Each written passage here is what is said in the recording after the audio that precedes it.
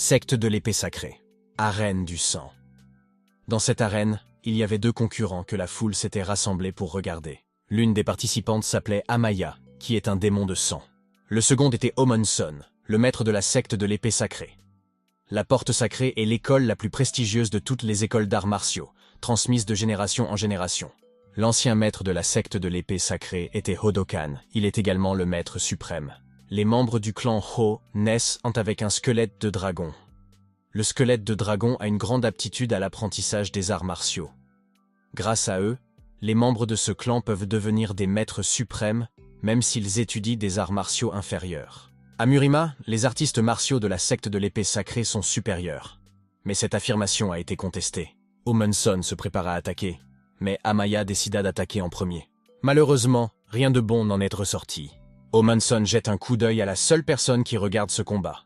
Il s'agissait de Hodogi, le frère cadet du maître de secte de la secte de l'épée sacrée. Hodogi décide de partir. Quelque part dans les bois, deux personnes marchaient. Le garçon demanda où ils se trouvaient. Le vieil homme répondit qu'ils étaient sur la route. Ce type s'appelait Dongbak, le troisième disciple de la secte de l'épée de foudre. Il lui demanda s'il ne savait pas où ils se trouvaient, ni même où ils allaient. Le second homme, lui, était un maître de la secte de l'épée de foudre. Il répondit qu'il se rendait dans un endroit qu'il ne pouvait pas comprendre. L'homme s'est mis à rire et le maître a demandé ce qu'il y avait de si drôle. Dongbak a répondu en demandant si une telle chose était possible. Le maître lui a demandé de quoi il parlait. Le maître lui-même l'a dit. Ils ont un sabre que seul 1 sur 1 million peut manier. C'est la meilleure épée de Murima. Il est invincible, donc un tel endroit ne peut exister. Il existe même une épée que seule une personne sur 10 millions peut utiliser. Le garçon demande où l'on peut trouver une telle épée. Le maître l'a traité de rigolo, ce qui explique qu'il ne soit pas encore assez fort. Dongbak m'a demandé de lui donner le nom de famille de maître Sori. Dongbak est trop simple. Et s'il acceptait, on l'appellerait Sori Dongbak. Le garçon se mit à répéter ce nom encore et encore. Il sonnait vraiment bien. Le maître lui dit de se contenter de fabriquer une épée et lui demande ce qu'il a bien pu trouver dans ce nom de famille banal. Comme celle-ci a un nom de famille insignifiant, elle est à lui maintenant. Le gars a demandé s'ils avaient encore un long chemin à parcourir. Le maître a répondu qu'il comprendrait quand ils en seraient proches. Au bout d'un certain temps, ils sont arrivés à un endroit, et le maître a dit au garçon d'attendre ici. Il ne doit même pas penser à partir d'ici. S'il voit quelqu'un, il n'a pas besoin de dialoguer. Il n'a qu'à se cacher. Le gars a répondu qu'il avait tout compris. C'était la base cachée de la secte de l'épée sacrée. Un autre homme est sorti et a dit que le contremaître pouvait sortir. Il l'attendait déjà. Le maître s'approche du vieil homme malade. L'homme lui demande pourquoi il ne l'a pas signalé plus tôt. Mais ce n'est pas la peine, cela ne ferait qu'empirer les choses. Le moment était venu. C'était le même Hodokan qui était l'ancien chef de la secte de l'épée sacrée. Il s'est avéré que Hodokan n'avait pas de médicaments, à en juger par son apparence. Il lui a demandé s'il avait vu les arts martiaux de Homonson. Le maître a répondu qu'il l'avait vu. Le garçon avait beaucoup mûri. Hodokan lui a demandé d'être honnête avec lui. Ils doivent néanmoins être prudents avec Hodogi. Hodogi est un loup déguisé en agneau. Il cache ses véritables motivations. De nombreuses vies ont été perdues à cause de son ambition. Il a même réussi à obtenir le titre de vice-maître de la secte, mais il est impossible de l'attraper. Il ne laisse jamais de preuves derrière lui. Il a même mis en danger les membres de sa secte. Rien ne garantit qu'une telle chose ne se reproduira pas. Homonson a beau avoir accompli de grandes choses, il ne surpassera jamais Hodogi. Le maître n'est pas non plus à la hauteur. Hodokan n'a cessé de répéter que personne ne devait mourir. Le maître ne sait pas si cela suffira, mais il fera de son mieux. Hodokan le remercie. Il remet le rouleau d'épée ensanglanté au maître. Ce parchemin était bien caché. Veut-il révéler un secret au maître? Hodokan lui demande s'il a amené un disciple avec lui. Le maître répond qu'il s'appelle Dongbak. Le maître est donc au courant des inquiétudes de l'ancien chef. Il demande si cet apprenti sera capable de vaincre Hodogi. C'est pourquoi le maître l'a amené ici. Il surveille à de loin l'endroit où le garçon a séjourné. Il est possible qu'ils doivent donner sa vie. Mais cela est acquis, car sa vie appartient au maître. Mais il se demande si leur mort fera une différence. Cet homme s'appelle Chamurian. Il est le commandant de l'unité de garde de la secte de l'épée sacrée. Ils ne changeront peut-être pas le cours des événements, mais ils contribueront certainement à la réalisation de leurs désirs. Chamurian est prêt à mourir, mais le maître ne le sait pas. Cela n'a pas d'importance, car c'était son dernier ordre. Ce jeune a peut-être encore beaucoup à apprendre, mais il vaut déjà au moins 100 personnes. Le maître lui a dit au revoir. Il était vraiment désolé. Quelle vie bien remplie. Après tout, il lui avait ordonné de ne pas bouger et de se cacher s'il voyait quelqu'un. Mais ce n'est qu'une connerie qu'il a inventée en premier lieu. Il y a trop de bugs ici. Ces insectes allaient clairement l'attaquer. D'une manière ou d'une autre, ils étaient trop nombreux. Donbuk doit s'en occuper. Les piétiner et leur arracher les ailes. Et leur casser les jambes. Mais non, il ne peut pas se battre tant qu'il ne maîtrise pas l'épée. Il n'a même pas le droit de bouger. Et encore moins de faire quelque chose comme ça. Mais maintenant, il n'en peut plus. Il a disparu de l'endroit où il se trouvait. L'homme est surpris, car il ne se rend pas compte de l'endroit où il a disparu. Mais il est trop tard, car il sent quelque chose. Donbuk l'avait déjà poignardé à la gorge. Il est dommage que le professeur ne puisse pas voir la rapidité avec laquelle ces insectes meurent. Il maîtrise la technique depuis longtemps, mais le professeur est trop dur avec lui. D'autres ont également décidé de l'attaquer, mais sont-ils sûrs de vouloir le faire? Entre-temps, le maître s'est approché d'une sorte de hutte. La grand-mère et le grand-père étaient là. Le vieil homme a demandé qui il était. Le maître commence à dire en chinois que l'un des quatre est tombé dans un fossé. Mais c'est ainsi qu'il faut vivre. Il s'agenouillait immédiatement devant lui. Le maître est à l'intérieur. Le maître se demandait s'ils allaient même lui demander qui il était. Le code suffit. Seules 4 personnes le connaissent. Le chef de la secte, le grand-père et sa femme, et un autre vieil homme. Il entre dans la chambre où gît un autre enfant. Il s'est avéré que le chef de la secte avait un 4e fils qu'il cachait. Hodogi était au courant, mais n'a rien fait. Mais s'il commence à soupçonner quoi que ce soit, il sera le premier à venir à l'esprit de cet enfant. Ho Heion, le 4e enfant du maître de la secte de l'épée sacrée. Le maître lui a dit de ne pas laisser l'enfant toucher à quoi que ce soit en rapport avec les arts martiaux. Il n'a même pas développé sa force physique de base. Il a été transmis de génération en génération. Un corps qui gagne en masse musculaire simplement en respirant. Un squelette créé par les cieux, né pour être roi. Cependant, cet enfant n'a pas compris. Ses os sont comme des pattes d'oiseau et sa chair est de flasque. Le maître se demanda pourquoi protéger un enfant qui n'avait même pas de squelette de dragon. Peut-être était-il tout simplement trop faible pour vivre avec les autres. Pourtant, il ne comprend toujours pas pourquoi cet enfant lui a été confié. Comme il est très fragile à l'extérieur, il devra surveiller ses os. Mais soudain, le garçon se mit à bouger. Le maître ne s'y attendait certainement pas. Peut-être a-t-il senti sa présence. Mais ce n'est pas possible. Il n'a que 7 ans et n'est pas entraîné aux arts martiaux. Cet enfant est un véritable roi. Même dans sa secte, ce n'était qu'une légende. Un squelette de dragon fait d'os de dragon, le meilleur parmi les meilleurs. Il avait hérité de l'énergie, pas des muscles et du squelette. La probabilité que cela se produise est d'1 sur 10 millions. Le maître comprend maintenant pourquoi ce garçon a été élevé dans le secret et pourquoi on lui a confié cet enfant. S'il avait été élevé normalement, il serait déjà mort. Mais le plus beau, c'est que Hodogi n'en sait rien. Le maître lui demanda s'il était réveillé. Le garçon répondit par l'affirmative. Il lui dit de se lever car il devait aller quelque part. Pendant ce temps, le carnage provoqué par Donbuk bat son plein. Hodogi avait d'abord pensé qu'il s'agissait d'un maître de la secte de l'épée de foudre. Il avait l'air terrifiant, mais ce n'était pas lui. Ce type n'est pas si fort que ça. Le maître de l'épée de foudre est invincible. Si c'était lui, il ne resterait plus rien de leur secte. Hodogi demanda si le maître était maintenant à Enoch. Son subordonné a confirmé ses paroles. Il a 3 élèves. Ils doivent être les plus jeunes, c'est certain. Mais le maître de cette secte n'a jamais voyagé avec un disciple auparavant. Cette fois-ci, il l'emmène avec lui, et il fait des histoires. Juste devant sa maison. Alors pourquoi son frère essaie-t-il de faire sortir Hodogi d'ici? Ça ne changera rien de toute façon. Qui que ce soit, il tournera la situation à son avantage de toute façon. Il se tourna vers le tonnerre et le lynx. Hodogi a ordonné que ce type soit capturé. Ils sont immédiatement apparus derrière Donbuk. La jeune fille s'est immédiatement précipitée pour l'attaquer. Donbuk a bloqué son tir d'une manière ou d'une autre. Cette fille était vraiment forte, encore plus fort que lui. Si cela continue ainsi, ce sera sa fin.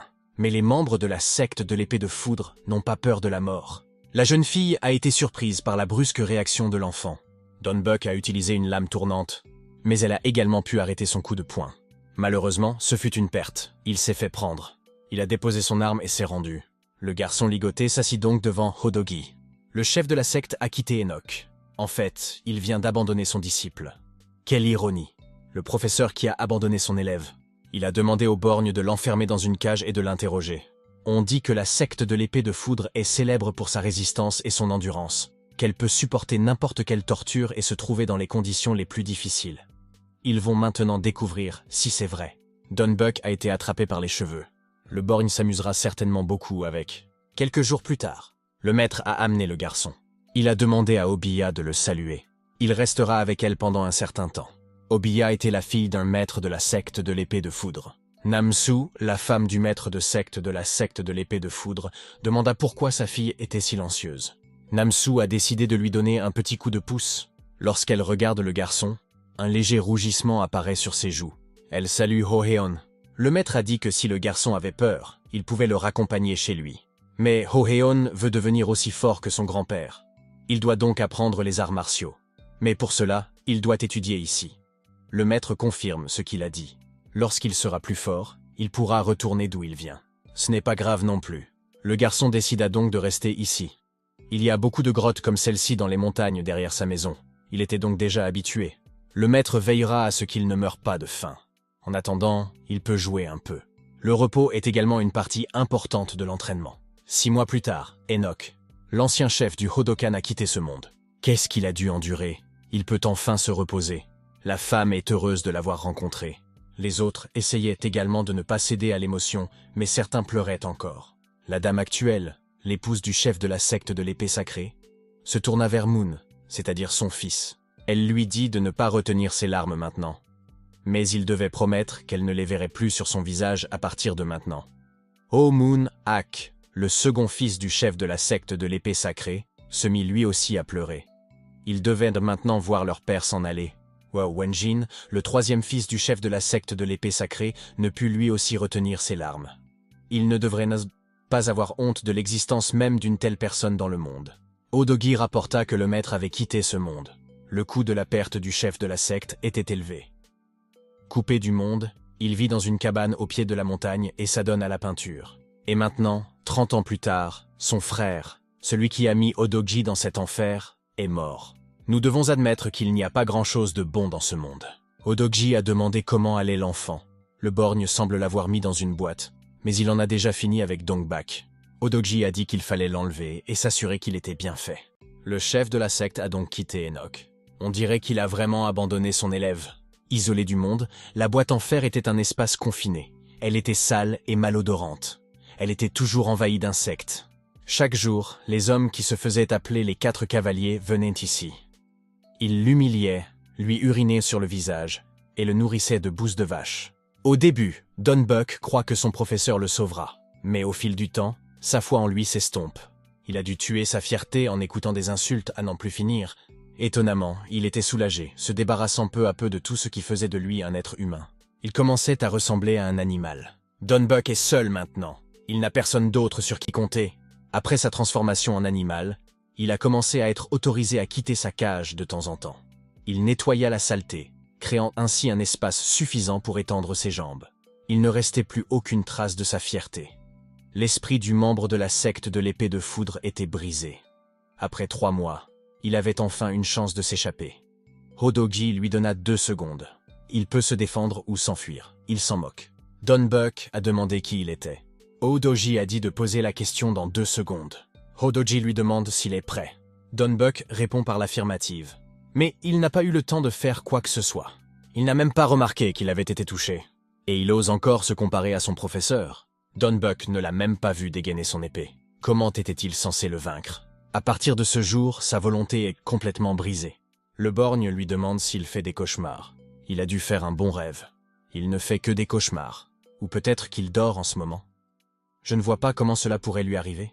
Pour le borgne, cela lui rappelait un rêve où l'on découpait des porcelets au capturé. Il n'arrive pas à croire qu'il le dit lui-même. Mais il est libéré aujourd'hui. Donbuck ne croyait vraiment pas qu'il s'agissait d'une autre plaisanterie. Il est déjà là depuis très longtemps. Peut-être nous dira-t-il enfin pourquoi il a tué les hommes de la secte de l'épée sacrée. Il ne s'en sortira pas aussi facilement la prochaine fois. Pour l'instant, il n'est en vie que grâce à la réputation de sa secte. Il doit donc être prudent à partir de maintenant. Mais sa secte ne méritait pas d'être mentionnée. Il pense immédiatement à son professeur qui l'a trahi.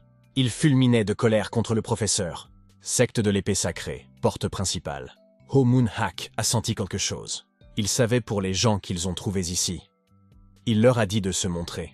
Il était entouré d'autres personnes qui se cachaient dans la neige. Ils n'en attendirent pas moins de Maître O Monson.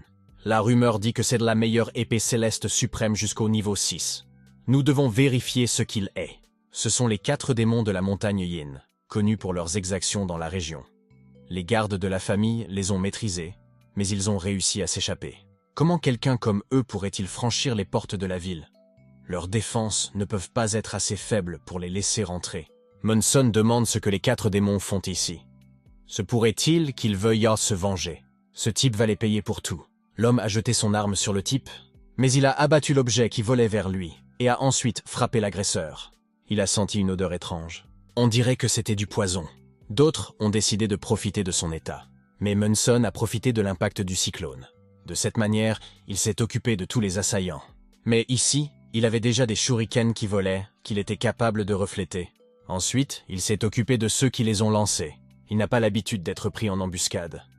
Mais pourquoi attaquer aujourd'hui, le jour de la mort de son père? C'est ainsi que Hodogi s'est présenté à lui. Son épée est impressionnante. Un coup, un cadavre.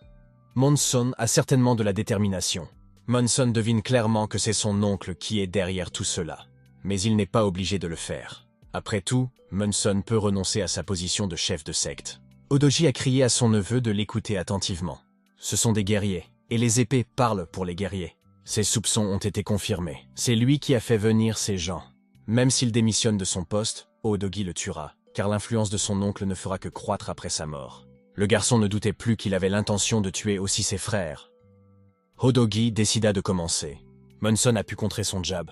Mais c'était trop rapide. Il n'a même pas vu l'épée. Munson décide d'essayer de l'attaquer. Mais cela s'est arrêté là. Il est tombé en saignant. Hodogi dit à son neveu de bien s'occuper de son père. Ils se rencontreront en enfer si le gars veut se venger. La secte de l'épée sacrée. Enoch. Hodogi est venu voir la dame actuelle et l'ancien chef décédé. La femme avait déjà été empoisonnée. C'est comme un poison qui provoque une hémorragie. Il n'y a pas d'antidote. Elle savait que ce jour arriverait tôt ou tard, alors elle a préparé le poison. Il demande au borgne ce qu'il est advenu des autres. Toutes les personnes impliquées étaient mortes. Les grands-parents sont également décédés. Les démons se sont occupés d'eux. Tous, de son neveu à la femme de son frère, ont été tués par des démons. Il demande à tous les guerriers de la secte de l'épée sacrée d'aller rendre justice. Il a ordonné l'anéantissement de tous les habitants dans un rayon de 200 ris. Désormais, personne n'osera franchir les portes de la ville et nuire à la population. Pendant ce temps, Don Buck se tenait devant une maison. Je n'arrive pas à croire qu'il soit de retour. Il aperçoit un enseignant qui sort de la maison. Il s'avère qu'il était juste en train de battre la merde de cet enfer. Il n'a aucune idée de tout ce que le gamin a pris dans cette putain de boîte. Il n'a peut-être pas toujours été obéissant, mais un maître ne peut pas abandonner son apprenti, quel qu'il soit. Comment aurait-il pu l'emmener là-bas, puis le prendre et le laisser? Il tuera le maître, quoi qu'il en coûte. Mais soudain, une idée lui vient. Il a appelé le professeur. Je me suis ensuite approché de lui. La femme lui donna quelque chose à manger, car c'était l'hiver dehors, et le choix n'était pas riche. C'était un igname. Il doit être terriblement fatigué. Toute cette marche dans la neige. Le garçon confirme ses paroles. Le maître lui dit de se reposer, car il a beaucoup souffert. Un membre de la secte de l'épée de foudre doit être capable de se battre à tout moment et dans n'importe quelle condition. Il a encore beaucoup d'épreuves à endurer. Il doit considérer ce qu'il a vécu comme une expérience qui lui sera utile à l'avenir. Don Buck n'avait pas l'air en forme. Les paroles du professeur semblaient l'avoir quelque peu attristé. Il décide de partir. La femme a demandé s'il pouvait le laisser partir dans une telle tempête de neige. Sa maison se trouve à une montagne entière. Les maîtres s'inclinent devant la montagne. Sa femme s'est approchée de lui. Il se demanda même depuis combien de temps il n'avait pas tenu son épée. Probablement une 20aine d'années. Cela fait-il vraiment si longtemps? Pendant ce temps, un homme si fort qu'il était prêt à le défier ne s'est jamais présenté. Le maître de la secte de l'épée sacrée est mort, et pas seulement lui. Hodogi a tué toute sa famille. Le maître a laissé Dongbak à l'entrée pour avertir Hodogi. Il lui a dit de ne pas faire de bêtises. S'il avait écouté le maître, rien de tout cela ne serait arrivé. Les soldats qui l'ont amené lui ont dit ce qu'il avait fait. Le maître devait trouver comment le ramener. Il fallait qu'il aille sauver ce type, mais il s'est débrouillé tout seul. Hodogi l'a utilisé pour découvrir l'emplacement du maître. Il est temps d'aiguiser son épée. La jeune fille lui demanda s'il voulait qu'elle aiguise son épée. Le maître répondit que non. C'est son épée. Il doit l'aiguiser lui-même. La même grotte où se trouve Hoeon. Quelqu'un est entré là-dedans. Le garçon s'est retourné et a dit qu'il ne s'attendait pas à ce qu'il vienne ici la nuit. C'était le contremaître. Il a demandé ce que faisait le garçon. Il observe la bataille. Le maître lui a demandé où il avait trouvé ses hommes. Le garçon avait l'habitude de les attraper et de les garder avec lui. Il a encore quelques scarabées. Le maître pensait que son passe-temps était divertissant, Mais en réalité, ils ne le considéraient pas comme un passe-temps. Ils les élèvent pour qu'ils se battent. C'est dommage pour eux, bien sûr, mais ils l'aident beaucoup. Ils ont chacun leur propre arme. Celui qui a l'arme la plus puissante gagne. Le garçon est vraiment capable. Il y a certainement assez de gens capables dans le monde. Tout le monde à Murima a entendu parler d'une ou deux personnes, mais au bout d'un certain temps, elles sont toutes devenues médiocres. Ce n'est pas parce qu'ils n'en avaient pas les capacités. Chacun d'entre eux a été formé par de grands maîtres. Mais ce n'est qu'une petite partie de ce qui fait d'une personne capable un véritable génie. Seul un véritable intérêt pour les arts martiaux peut développer le génie. Et ce gamin-là, il ne lui a pas enseigné d'arts martiaux depuis 6 mois. Il a appris tout ce dont il avait besoin par lui-même. Il apprend de la nature, des animaux, des insectes. Il explore tous les recoins et apprend à se battre. Il n'avait plus aucun doute sur ses capacités.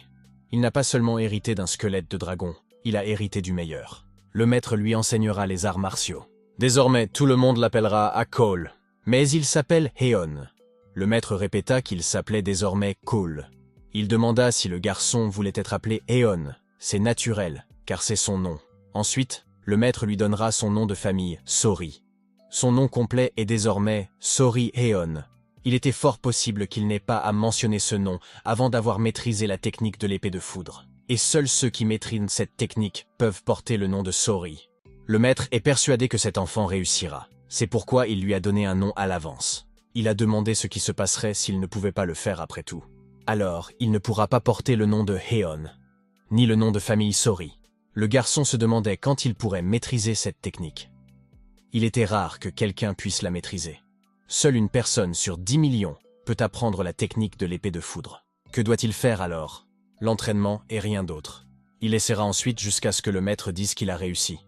Mais ce n'est pas au maître d'en décider, le gars le découvrira par lui-même lorsqu'il le maîtrisera. Ce n'est pas si simple. En regardant cet enfant, le maître se rend compte qu'il ne sait pas grand-chose. Mais c'est encore mieux. Il ne sait rien de la mort de ses parents ni de celle de ses frères. Il ne sait même pas que ses parents adoptifs sont morts. Pour l'instant, il doit se concentrer sur la maîtrise de la technique de l'épée de foudre. Rien d'autre n'a d'importance. Il lui dit de regarder attentivement, car le maître ne se montre qu'une seule fois. Il demanda si le garçon savait ce qu'était une danse. Heon répond qu'il le sait. Il ferait mieux de visualiser le maître en train de danser et d'observer attentivement ses mouvements. La première étape vers la maîtrise de la technique de l'épée foudroyante est une compétence appelée épée fantôme. Il n'a pas besoin de connaître d'autres arts martiaux pour maîtriser cette compétence, mais il a intérêt à développer son propre style. Après tout, ce type n'est pas comme les autres. Le maître doit lui montrer comment ses prédécesseurs ont procédé pour qu'il puisse perfectionner la technique. Nous devrons transmettre les épées des maîtres précédents aux générations futures. Namsu a demandé à s'occuper de la petite fille. La grand-mère a répondu qu'elle était surprise de voir une fille qui n'avait pas changé d'un iota, puisqu'elle avait déjà 40 ans, et avec un enfant. Mais ce qui l'a le plus frappé, c'est qu'elle a amené l'enfant dans un endroit où elle avait juré de ne jamais revenir. C'est probablement trop négligent de la part de Namsu. Mais grand-mère la comprend. Elle a coupé tous les ponts avec eux. Namsu a demandé à sa sœur de s'occuper d'elle si elle ne revenait pas dans un mois. Mais ce n'est pas un endroit pour un bébé. Mais ça va aller. Elle l'a amené ici parce que c'est l'endroit le plus sûr. Elle a offert à sa sœur le livre « Inébranlable comme un roc ». C'est dans ce livre qu'elle a puisé toutes ses connaissances en matière d'arts martiaux.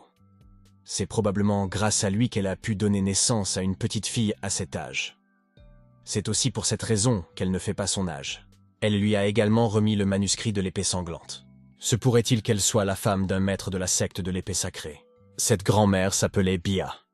Namsu a répondu qu'elle était mariée et qu'il était de la secte de l'épée sacrée. Mais qui est exactement son mari puisque ses 3 fils sont morts? N'en a-t-elle pas entendu parler? Mais la jeune fille ne peut pas dire cela. Namsu n'a ses livres que grâce à lui. Oh, allez, ils sont tous morts. Mais la jeune fille est restée silencieuse. Elle ne sait même pas si c'est une bonne chose qu'on lui ait donné les écritures de l'épée sanglante. De plus, avec un seul volume, elle ne peut en étudier qu'une partie. Namsu a demandé à sa sœur de s'occuper de la fille si elle ne revenait pas. Aujourd'hui, elle n'a plus à s'en préoccuper. Un autre homme était assis dans l'eau, près de la cascade. C'était Sori Kaong, le premier disciple de la secte de l'épée de foudre. Il voit le maître s'approcher de lui. Le maître ne l'a presque pas reconnu. Il a beaucoup grandi. Son épée était toujours aussi tranchante. Mais comment pourrait-il en être autrement, puisque Kaong avait dit qu'il tuerait le maître s'il ne restait même pas loin de lui? C'est ce qu'il avait fait jusqu'à présent, Mais que se passait-il maintenant? Le morveux pensait-il que ces menaces tenaient le maître à distance? Veut-il vraiment que Ka-Hong utilise l'épée? Le capitaine lui a demandé s'il avait besoin d'un permis pour l'utiliser et s'il pensait vraiment avoir une chance de gagner. Le maître commençait vraiment à lui taper sur les nerfs. Il s'en servirait, mais je ne suis pas sûr qu'il aurait le courage d'ôter la vie au maître. Le maître lui a dit d'arrêter les bêtises et de faire ses valises. Il est temps de faire tomber la poussière des épées. Ka-Hong a entendu dire que Dongbak était revenu. Se pourrait-il qu'il soit maintenant dans la secte de l'épée sacrée? C'est ce qu'ils vont découvrir. Ils partent demain matin. Un autre homme est assis dans les bois, entouré de loups. C'était Sori Hyunk, le deuxième disciple de la secte de l'épée de foudre. Un homme s'est approché de lui. Le maître a dit qu'il mettait trop de colère dans son épée. S'il ne contrôlait pas ce sentiment, il le consumerait un jour. Demande à Hyunke, et alors? Le maître lui demande s'il veut emprunter la voie de la colère. Mais y a-t-il une raison de ne pas l'emprunter? Ce n'est pas au maître de répondre à cette question. C'est son épée, et c'est à lui de décider s'il y a une raison. Hyunke a entendu dire que le maître était chassé. Serait-ce la secte de l'épée sacrée? Il a dit que la bataille ne serait pas facile. Hyunke a dit que le poisson n'était pas facile à éviscérer, et qu'il serait donc difficile de le manger maintenant. Le maître s'est contenté de répondre qu'il se reverrait demain. Le contremaître est parti. L'épée de foudre est la technique de balle la plus puissante au monde. C'est pourquoi elle est si difficile à maîtriser. Il doit vaincre tous ceux qui se mettent en travers de son chemin, et le maître ne fait pas exception. Hyunke doit trouver une faiblesse même s'il respecte le maître. Le maître a également vaincu une fois son maître pour prendre la place du chef de la secte. Il doit toujours être à l'affût. En cas d'empoisonnement, d'embuscade, de quoi que ce soit, même une blessure grave, il veut détruire tous les obstacles qui se dressent sur son chemin et devenir une meilleure personne. Il n'y a pas d'autre choix, c'est le destin de tous les disciples de cette secte. Le maître veut les emmener avec lui, car Hodogi sera occupé. Il aura donc besoin d'eux. C'était Hyunke, on lui a dit d'entrer. Il a dit qu'il ferait son propre thé s'il ne le rendait pas. Le maître n'y voit pas d'inconvénient. Namsu a remarqué qu'il était devenu encore plus féroce. Vous n'avez pas besoin d'être toujours aussi stressé. Ils étaient en train de boire du thé et on a frappé à nouveau à la porte. C'était Ka-Hong. Namsu lui demande ce qu'il fait là et s'il veut entrer. L'homme l'a salué. La femme lui a dit d'arrêter car il n'avait pas besoin de ces formalités. Elle lui a dit de passer. Namsu l'attendait pour le déjeuner. Mais soudain, elle s'est mise à cracher du sang. Le contremaître s'est levé d'un bond et a demandé ce qui n'allait pas. Mais il a aussi commencé à cracher du sang. Qu'est-ce qui se passait ici? Pourraient-ils tous les trois avoir été empoisonnés? Bandok s'est également réfugié dans la maison du maître. Il a vu à quel point ils étaient mauvais. Il a simplement demandé ce qui se passait, et ils avaient déjà commencé. Le maître a dit que cela ressemblait à un triple poison. Ka-Hong répondit qu'il avait deviné. Triple poison. Il y avait aussi du poison dans leur coupe. Un poison puissant, particulièrement toxique, qui n'agit que si l'on mélange habilement 3 sortes différentes. Cela signifie que Ka-Hong est de mèche avec Hodohei. S'il veut devenir un chef de secte, il ne doit pas avoir de professeur. Et il en a un. Mais le maître et son maître n'ont-ils pas servi leur maître? Le fait qu'il soit devenu le bras droit du chef de la secte de l'épée sacrée sous un faux nom fait du maître son serviteur. Et pour garder le secret, il vit dans les montagnes. La technique de l'épée foudroyante devrait être maîtrisée par un honnête homme. Mais ils ont aussi tué. Le but d'une épée est de couper avec. C'est une arme. Le maître demande depuis combien de temps ils ont rencontré Hodogi. Peut-être les avait-il soudoyés. Ils n'ont rien répondu. Il n'a besoin que d'une heure ou deux. Il veut jeter un coup d'œil pour voir s'il manie vraiment une épée. Bandok a dit qu'il n'y avait pas de remède au triple poison. Ce n'était pas le moment de se battre à l'épée. Comme il manquait de temps, il lui proposa de lui enseigner la technique de l'épée foudroyante. Le maître a crié que n'importe quel gardien aurait les mêmes compétences que lui. Cela a manifestement choqué l'enfant, au plus haut point. Pique givré. Namsu lui a demandé s'il avait des regrets. Le maître a répondu que non. Il avait seulement été négligent. Dongbak est de la même catégorie que ces deux-là. Ka-Hong et Hyun-jae semblent beaucoup plus forts. Mais le maître n'en est pas sûr. L'avenir nous le dira. Mais pour l'instant, cela ne semble pas être vrai. Il se demande si Hodogi sait qu'ils sont tous ses élèves. Mais si cet enfant répondait à toutes ses attentes, il deviendrait beaucoup plus fort. De plus, leur petite Obiya deviendrait une meurtrière. Mais Namsu n'avait pas d'autre choix que de la laisser. Il comprend. C'est juste insupportable de réaliser qu'il y aura du sang sur ses jolies mains. Bandok les observait également. C'est ainsi qu'ils se sont tous retrouvés à la tutelle. Ki-Young pointe son arme vers l'enseignant. Hyunk a également dégainé son épée. Master demande à sa femme de s'écarter un instant. Il dégaine son épée. Peu importe qu'il gagne ce combat ou non, c'est son dernier combat. Pense-t-il vraiment qu'il peut gagner dans ces conditions? Il est déjà mort. Le maître leur a dit d'attaquer. Kaong utilisa une myriade de lames. Yonk a utilisé un triple dé d'épée. Mais le maître a également réussi à les frapper. Ils étaient derrière lui et saignaient. Bandok n'était pas non plus satisfait de ce spectacle. Mais Kaong se rendit compte que le triple poison se faisait sentir. Le maître ne peut même pas utiliser sa force au maximum. La blessure aurait pu être beaucoup plus profonde et encore plus dangereuse. Hyunke ne comprenait pas comment le maître était encore debout. Le triple poison peut tuer même un taureau en une seule fois. On dirait que le poison ne fonctionne pas sur lui. Le maître ne demande pas de s'avouer vaincu par son épée, mais ils doivent se rendre compte d'une chose. Ils ne seront pas en mesure de le battre, même dans cet état. Le maître l'a vu se battre. Ils n'ont aucune chance, même s'ils s'entraînent pendant 100 ans. Il leur disait de ne pas oublier que les étudiants n'ont pas besoin de s'adresser à ses subordonnés. Un autre homme est apparu sur la scène. C'est donc ici que se trouvent les funérailles du maître de la secte de l'épée de foudre. C'était Hodogi. C'était un spectacle merveilleux pour lui. Namsu lui a barré la route. Et elle est toujours aussi belle. C'est toujours le même salaud. Il n'a pas changé en 30 ans. Il devrait penser qu'il est temps d'agir différemment. A demandé Hodogi, se demandant pourquoi il était si impoli. Namsu pensait qu'il serait difficile de l'offenser. Ils ont fait leur travail. Maintenant, il ferait mieux de rentrer. Namsu ne voudrait pas être vue dans cet état. Elle s'est adressée aux élèves. La secte a un secret. Lorsque son chef a besoin d'aide, il y a une personne à qui il peut s'adresser. Chaque maître a une telle personne, mais ses disciples ne la connaissent même pas. D'habitude, un artiste martial n'a besoin de personne, mais cette fois-ci, il a dû lui confier un enfant. Le vieil homme a dit de regarder attentivement le dernier combat de son professeur. Le garçon doit observer chaque mouvement et mémoriser chacun de ses gestes. Il ne sert à rien de retenir son souffle. Il ne pense pas qu'ils entendront. À ce stade, il doit se concentrer. Il suppose que Heon ne l'écoute même pas. C'est vrai, parce qu'il ne sait toujours pas qui il est. Mais ils auront tout le temps d'apprendre à se connaître. Hodogi a demandé quels seraient les derniers mots. Namsu a demandé à son chéri si cela l'ennuyait d'y aller en premier. Le maître pense qu'ils devraient se battre ensemble, mais il a accepté. Elle l'a remercié de lui avoir rendu la vie plus heureuse. Il s'est fait un sang d'encre. Il est temps pour eux de se reposer. Quel genre d'homme est-il? Dans un moment comme celui-ci, il serait bon d'entendre qu'il est heureux, lui aussi. Elle l'attendra de l'autre côté. Mais Hodogi a été trop rapide pour s'occuper d'elle. C'est tellement inconfortable d'avoir son épée levée comme ça. Le maître l'observe. Hodogi a compris. Il reste là, avec son épée. On ne peut s'empêcher de ressentir sa résistance. C'est comme la force d'un arbre géant. Il n'y a pas la moindre faille. Mais il ne peut pas baisser la garde. Le maître a décidé d'attaquer maintenant. Mais il crachait à nouveau du sang. C'est ce dont Hodogi a profité. Eon l'a regardé. C'était la fin. Le vieil homme lui demanda s'il avait tout vu. Le garçon répondit que oui, il avait filmé la bataille. Et il a pris une décision à propos de quelque chose.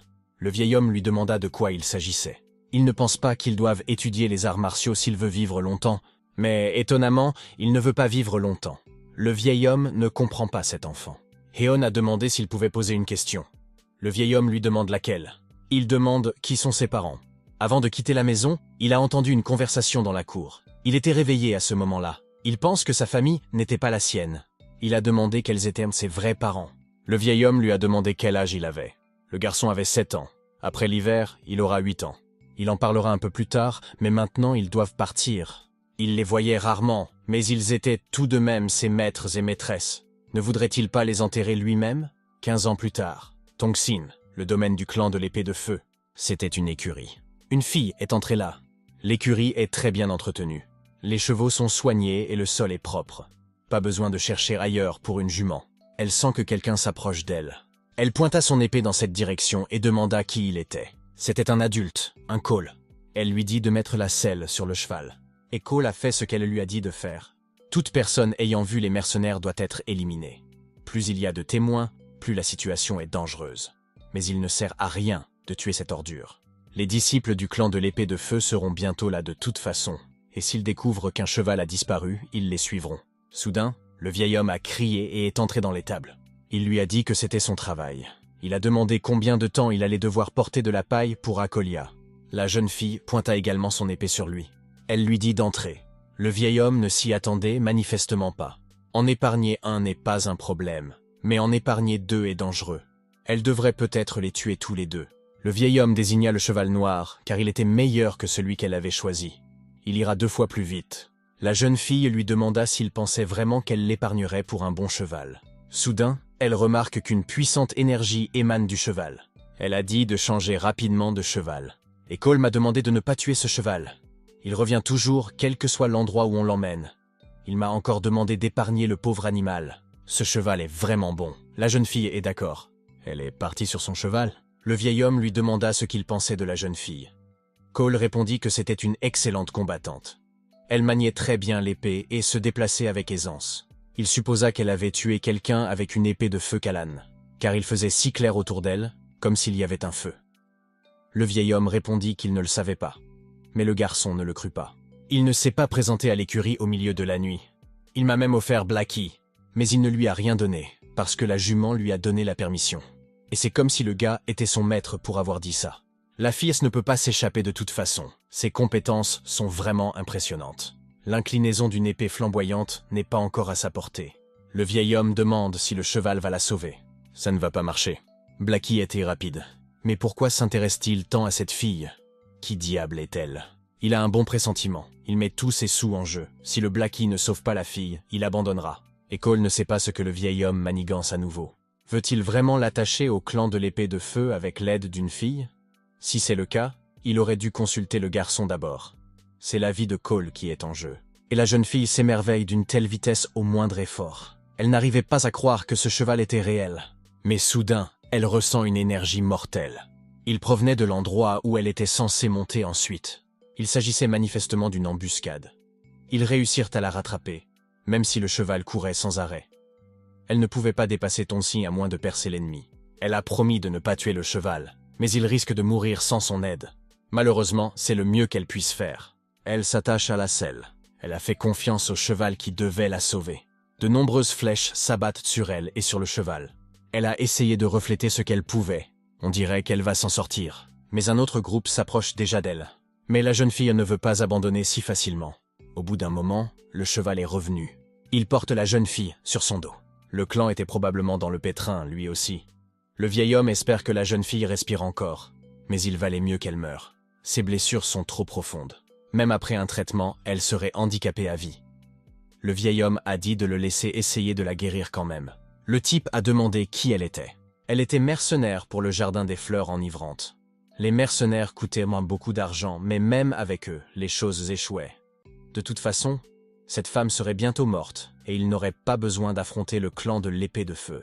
Le vieil homme pense qu'il vaut mieux sauver la fille. Elle s'appelle Obiya, ou Bia. Elle était la fiancée du petit ami et la fille de son professeur. Et Cole s'est écrié que le vieil homme était fou. Il conduit rapidement le cheval et la jeune fille à l'intérieur. Il s'agissait d'une situation d'urgence, j'ai donc dû lui arracher ses vêtements. Son dos présentait de nombreuses blessures horribles. Les blessures sont en effet profondes, et le dos est le plus touché. Il a écarté la peau pour regarder à l'intérieur. Heureusement, ses os sont intacts. Il a pris des sangsues de cheval vertes, le meilleur substitut aux médicaments pour les blessures à l'arme blanche que seul le clan d'Iliol connaît. En suçant le sang, les sangsues sécrètent un jus. Celui-ci resserre les plaies et prévient ainsi les infections. Le problème, c'est qu'elle a coupé les voies énergétiques où l'énergie est censée circuler. Si rien n'est fait, elle ne pourra même pas se lever. Il a utilisé la technique de la Grande-Mère Céleste. Il s'agit d'une technique de guérison du genre Il-Hol, qui permet de sauver une personne en fin de vie. Certes, le médium perd la moitié de son énergie. Son énergie commence à se répandre dans son corps. Le vieil homme était désolé pour l'énergie. Tant de temps perdu. Et Cole a demandé comment il avait trouvé Bia. C'est son service, il a dû travailler dur pour la trouver. Mais qui aurait pensé que son professeur ferait de son enfant un mercenaire? Le vieil homme demanda au garçon s'il pensait à le remercier d'avoir trouvé l'élu de son cœur. Le garçon s'écria qu'il ferait mieux de la ramener en un seul morceau. Il y avait encore une mer de sang devant lui, alors ce qui lui arrivait maintenant n'était rien. Le vieil homme commençait à lui taper sur les nerfs. Le garçon supposa que le domaine de l'espion avait peut-être placé Kangjo. Il n'y en avait pas d'autres, car ils étaient tous déjà morts. Kangjo est une ordure bien connue.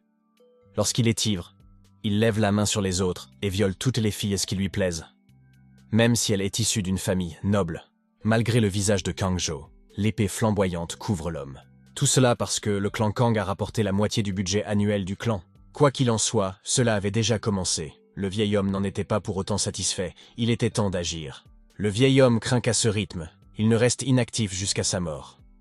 Parfois, il se demande comment il peut vivre ainsi, mais en même temps, les visages des autres lui reviennent à l'esprit. Les techniques de ce type ne valent rien, il est mort s'il riposte maintenant. Mais dans 10 ans, ce sera encore plus difficile. Dans ces moments-là, il faut fermer les yeux et foncer comme un fou. C'est facile à dire pour un vieil homme. Ce type insinue-t-il que le vieil homme devrait déjà être mort. Il ne voudra pas mourir après 1000 ans. Le type non plus, mais sa vie est en jeu. La jeune fille commence à se réveiller. Elle se rend compte qu'elle est dans une écurie. Le cheval est revenu. Elle a remercié le Blackie de l'avoir sauvée. Cela signifie qu'elle a échappé au piège du clan. Mais elle ne se souvient que des coups violents et des sensations de taillade de la bataille. Mais soudain, elle se rend compte qu'elle ne porte aucun vêtement. Elle a ressenti une sacrée douleur. Son corps a l'impression d'être découpé à la scie. Ses jambes et ses bras étaient sur le point d'être déchirés. Elle a vu quelqu'un entrer dans l'étable. Obia reconnaît le palefrenier qui s'appelle Akola. Elle a d'abord cru qu'elle était soignée par cet imbécile, mais il s'agissait probablement d'un vieil homme. Elle était contente que le garçon d'écurie soit venu. Elle n'aurait pas voulu affronter un homme qui l'aurait vue sans vêtements, même si c'était un vieil homme. Mais soudain, il retire la couverture de la jeune fille, et Cole lui a dit de ne pas se lever à cause de ses blessures. Mais elle l'a attaqué avec une gifle. Mais soudain, elle ressent à nouveau la douleur infernale. L'homme ne sait pas pourquoi elle l'a frappé, mais il vaut mieux commencer par un traitement. Il n'y a pas d'autres options, sinon elle mourra. L'odeur est désagréable, il faut donc être patient. Vous aurez mal en bougeant, mais ce sera de plus en plus facile. Obia demande où sont ses blessures. Le garçon a répondu qu'elle était blessée à l'omoplate gauche et au côté droit. Il n'y avait rien d'anormal au niveau des os. Elle a eu de la chance que l'ennemi n'ait pas utilisé d'épée jusqu'à la toute fin, en essayant de la prendre vivante. Il y a aussi des écorchures à d'autres endroits, mais c'est son dos qui est le plus touché. Elle a demandé si ses seins allèrent bien. L'homme a répondu par l'affirmative. Elle lui a alors demandé de se couvrir. C'est une mercenaire étrange. Elle marche toujours sur la corde raide et reste timide sur ce genre de choses. Elle criait déjà pour qu'on la recouvre d'un stupide chiffon, pas pour qu'on lui parle. Et Cole a dit qu'on ne pouvait pas le faire maintenant. Surtout qu'il a déjà tout vu. La fille veut vraiment le tuer. Il lui a soudain touché la main. Elle a encore crié. Après le dos, les contusions les plus graves sont ici, puis le côté. Il y a aussi des dégâts sur la cuisse, mais ils sont mineurs. Il a soigné ses blessures. La douleur a soudain disparu, comme si elle avait été anesthésiée. Elle se sentait si légère. La jeune fille a demandé ce que c'était, mais elle préfère ne pas le savoir. Il a également commencé à lui lécher les cuisses. Elle n'aurait jamais pensé se retrouver nue devant un gaucher. Ce n'est même pas un fiancé. Lorsqu'elle était enfant, ses parents l'ont appariée, mais elle ne sait pas si l'homme est encore en vie.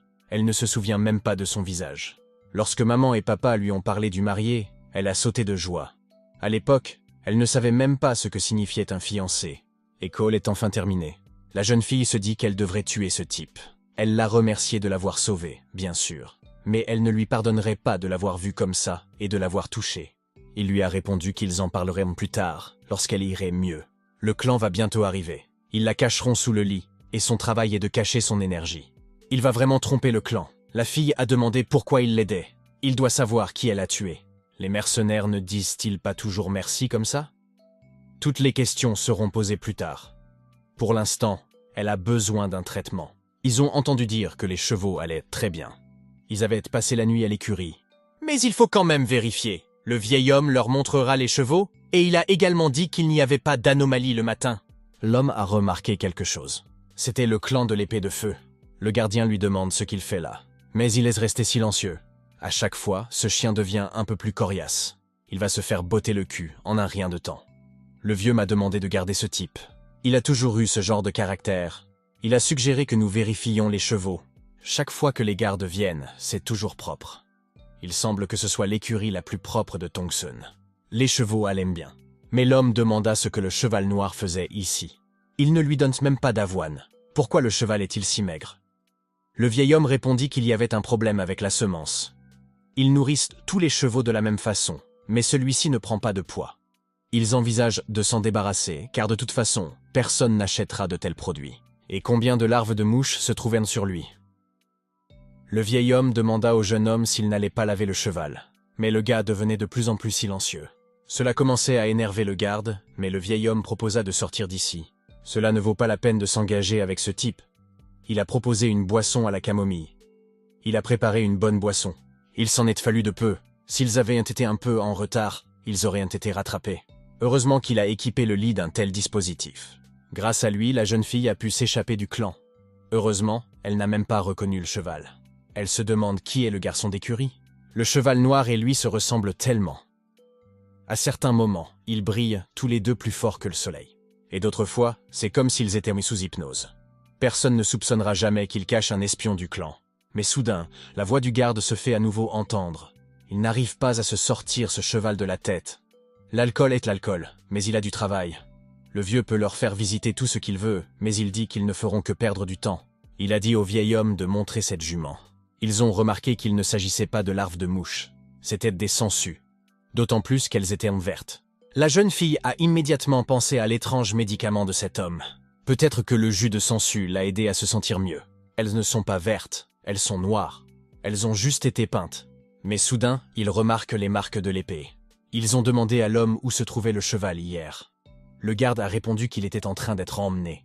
Il n'a pas intérêt à mentir. Ils ont aussi demandé où était la mercenaire. Il sait qu'elle montait cette jument. L'homme crie à Akolia de répondre. Mais il n'aurait pas dû crier comme ça. École a coupé le gardien en deux.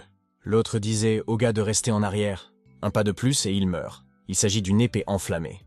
Ce clan ne restera pas les bras croisés. Mais avant qu'il n'ait pu parler, on lui a coupé la tête. Qu'est-ce qu'elle a vu en premier lieu? Ces deux-là, il les a découpés avec un broyeur de paille. C'est un vrai maître. Obiya n'avait jamais rien vu de tel auparavant. Cette technique est-elle une épée à une lame ou à deux lames? Difficile à dire puisque le garçon d'écurie a utilisé un coupe-paille. Mais une chose est sûre, il a perfectionné l'art de la dissection. Si ce type l'avait attaqué la première fois qu'elle l'a rencontré, les choses se seraient vraiment mal passées. Ils doivent partir. Il la prendra dans cette position. La fille a demandé à nouveau qui il était. Mais le garçon ne répondit rien. Elle ne peut pas encore bouger, alors il laissera la couverture sur le dessus. Ils suivront la piste déserte. Il va la prendre comme ça, sans vêtements. Il a dit d'être patient pendant quelques jours jusqu'à ce que les blessures guérissent. Il pensait pouvoir rester ici un peu plus longtemps, mais tout a changé. Le vieil homme leur dit d'aller plus vite et qu'il s'occuperait de tout ici. Le garçon l'a remercié. Les gardes ont demandé à Akol où il allait. On lui pose une question et il continue à pointer du doigt.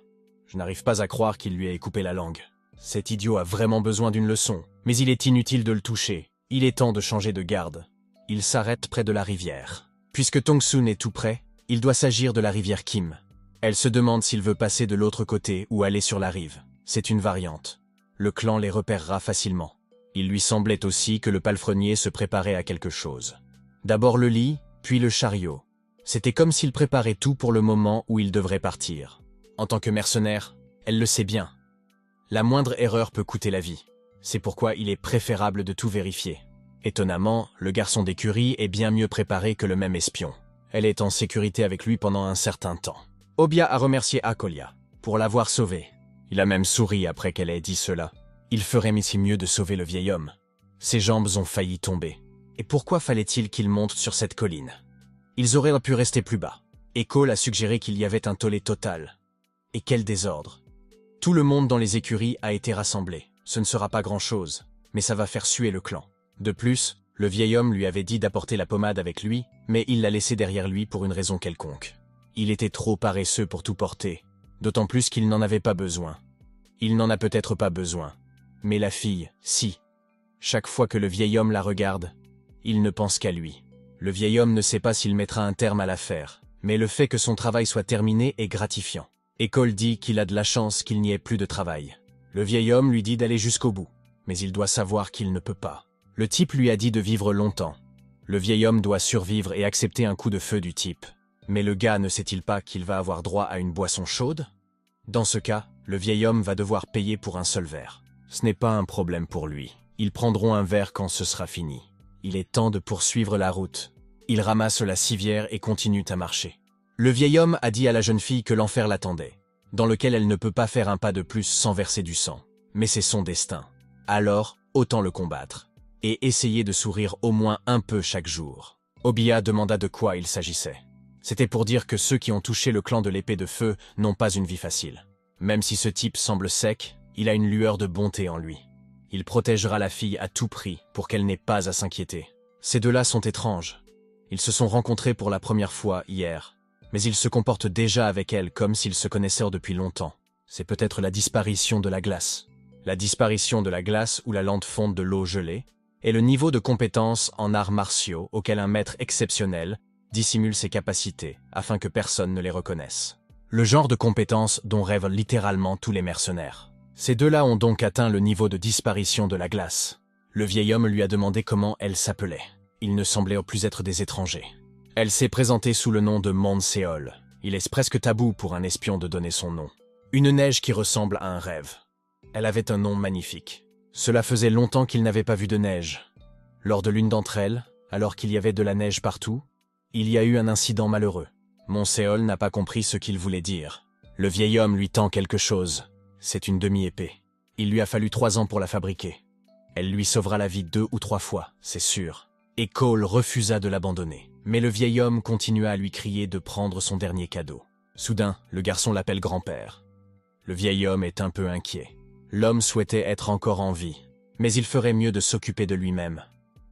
Même la mort n'aura pas raison de l'âme sans valeur du vieil homme. Les autres mourront peut-être, mais lui vivra certainement. Ils ont disparu. Maintenant, il est temps pour lui de partir aussi. Wang Yu, l'un des 10 plus puissants guerriers du clan de l'épée de feu, était déjà là. Une épée de grâce. Il a peu d'expérience en Kanho, mais il n'arrive pas à savoir avec quelle technique ses camarades ont été tués. Ce que nous savons, c'est que l'arme était un coupe-paille.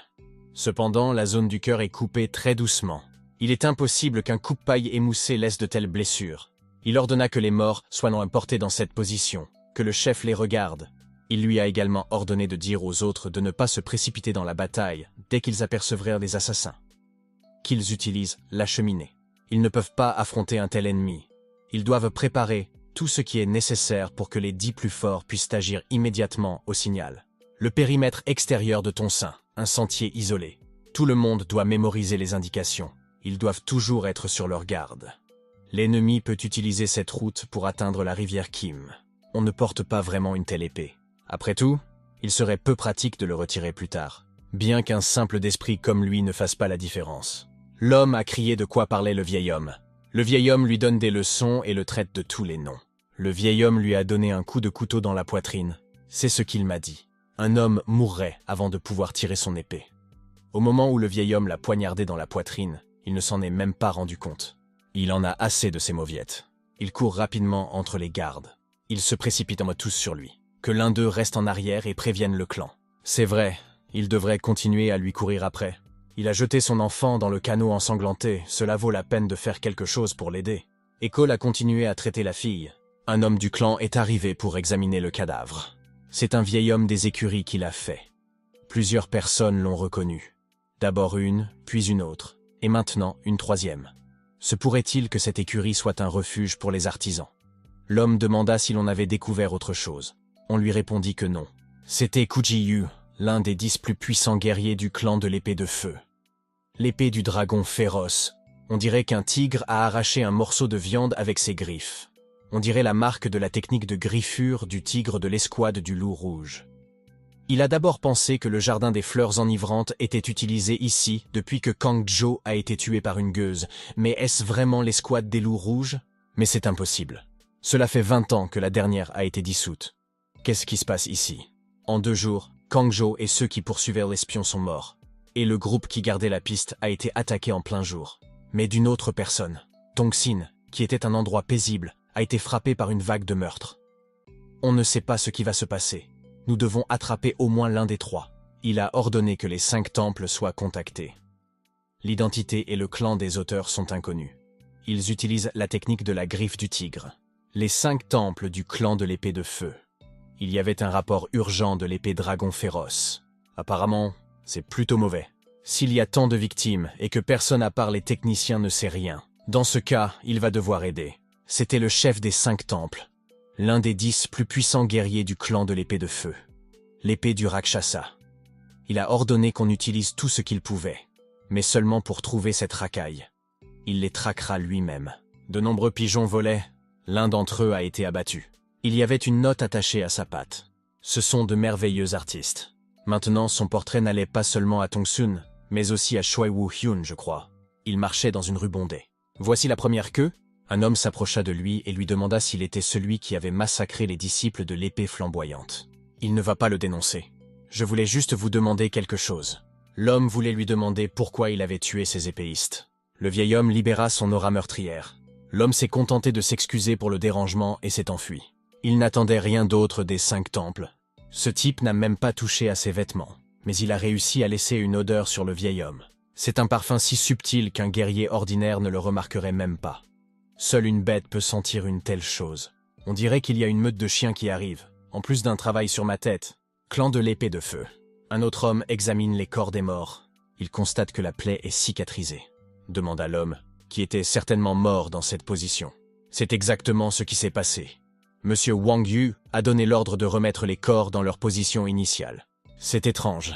Cet homme s'appelait Sung Jo-dok, le chef du clan de la boule de feu. La lettre disait que les blessures étaient profondes, et le cœur a été coupé en 2. A-t-il pu être frappé si doucement que la chair a cicatrisé? C'est une technique d'épée à une seule lame. Elle est très puissante et rapide. Le clan de l'épée de feu n'a jamais rien vu de tel. Ils sont en grand danger. Sung Jo-dok ordonne à tout le monde de se lancer à sa poursuite. Mais ils ne doivent jamais s'engager dans un combat. Sinon ils mourront. Ils ne pourront certainement pas vaincre cet ennemi. Ils ne doivent pas essayer d'attraper l'ennemi. Cela pourrait leur coûter la vie. Ils doivent simplement les trouver. Si les adversaires les attaquent immédiatement, ils doivent immédiatement battre en retraite. Il est hors de question qu'ils les combattent. C'est un ordre. Trouvez-le, mais ne le combattez pas. L'homme a peur que ça ne marche pas, même si c'est un ordre du chef. L'âge du professeur l'a beaucoup dégonflé. Il n'est plus le casse-cou qui parcourait Kanko, mais le maître leur interdit formellement d'engager le combat.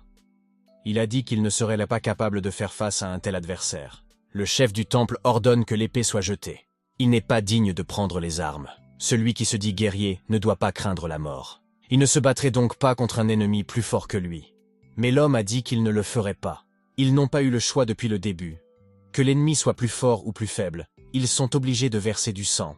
C'est leur responsabilité. Il lui fait un bras d'honneur et lui dit de continuer à marcher.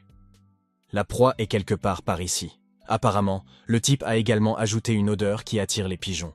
L'animal s'est déjà déplacé sur lui. Le vieil homme a esquivé. Il l'a ensuite tué sur le champ. Il s'est également occupé d'autres animaux qui voulaient l'attaquer. Le butin doit être mangé plus rapidement. Il demande combien de temps ils resteront debout. Je crois que ce vieil homme a dit qu'il s'appelait Ah-Sam. Mais ce n'est pas son vrai nom. Ils savent qui il est et ce qu'il a fait sous leur nez. C'est donc la tête des 5 temples. C'est un vieil homme qui boit vraiment de l'alcool à un moment pareil. On appelait ce type un maître glorifié. En réalité, ce n'est qu'un vieil homme sans valeur.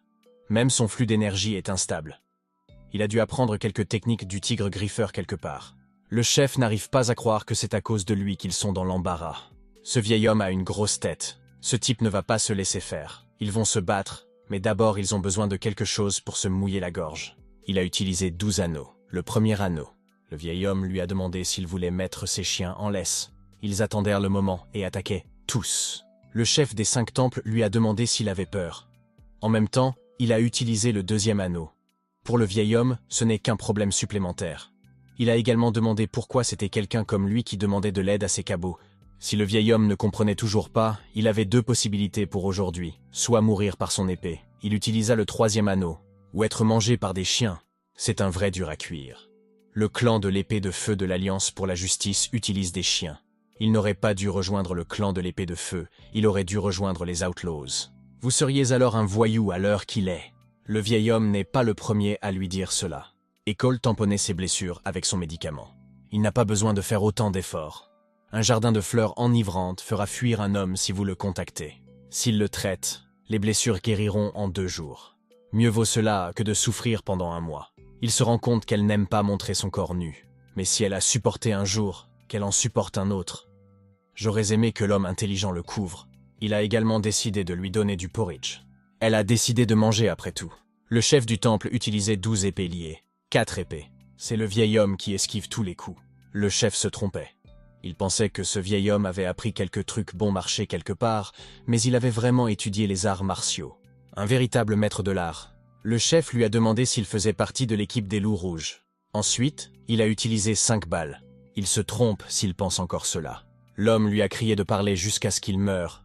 Il a atteint la 10e épée si la technique des 12 épées ne peut être reconnue. N'a-t-il pas honte d'être trop obnubilé par les modèles? La technique des 12 anneaux liés est extrêmement difficile à maîtriser. Elle nécessite d'apprendre chaque étape séparément, puis de les relier entre elles. La plupart des gens n'y parviennent pas. Mais sans liaison, il est impossible d'utiliser la technique. C'est pourquoi, même au sein du clan de l'épée de feu, il n'y a pratiquement personne qui maîtrise cette technique. Si un guerrier parvient à lier les épées ensemble, la combinaison est complète. Il y était parvenu après un entraînement intensif, et était immédiatement passé d'un guerrier de 3e rang à un maître de 5 temples. Le chef de l'épée flamboyante lui-même l'a félicité. Qu'importe s'il connaît aussi la technique. Il va couper le vieil homme en petits morceaux. Il a utilisé 6 épées. Ensuite, 7 balles ont été impliquées. Ce vieil homme est fini. Il est sur le point de recevoir 7 coups mortels dans ses organes vitaux. Le seul moyen de se sauver est de sauter en arrière. Mais dès qu'il s'enfuira, il l'achèvera avec la 8e épée. Mais le vieil homme a pu facilement retourner la situation en sa faveur. Il s'en est fallu de peu. Le chef des 5 temples a dû reculer. Mais il ne devrait pas être si pressé. Le vieil homme continue de l'attaquer. Il n'a pas reculé, il a foncé. Qui est ce vieil homme de toute façon? C'était un accident. Il a eu de la chance. Il n'y a aucune chance qu'il puisse l'éviter. Enfin, l'homme activa les 8 épées. Le 8 d'épée n'est pas égal au 7 d'épée. Au sein de 1000 illusions se trouve le mouvement réel.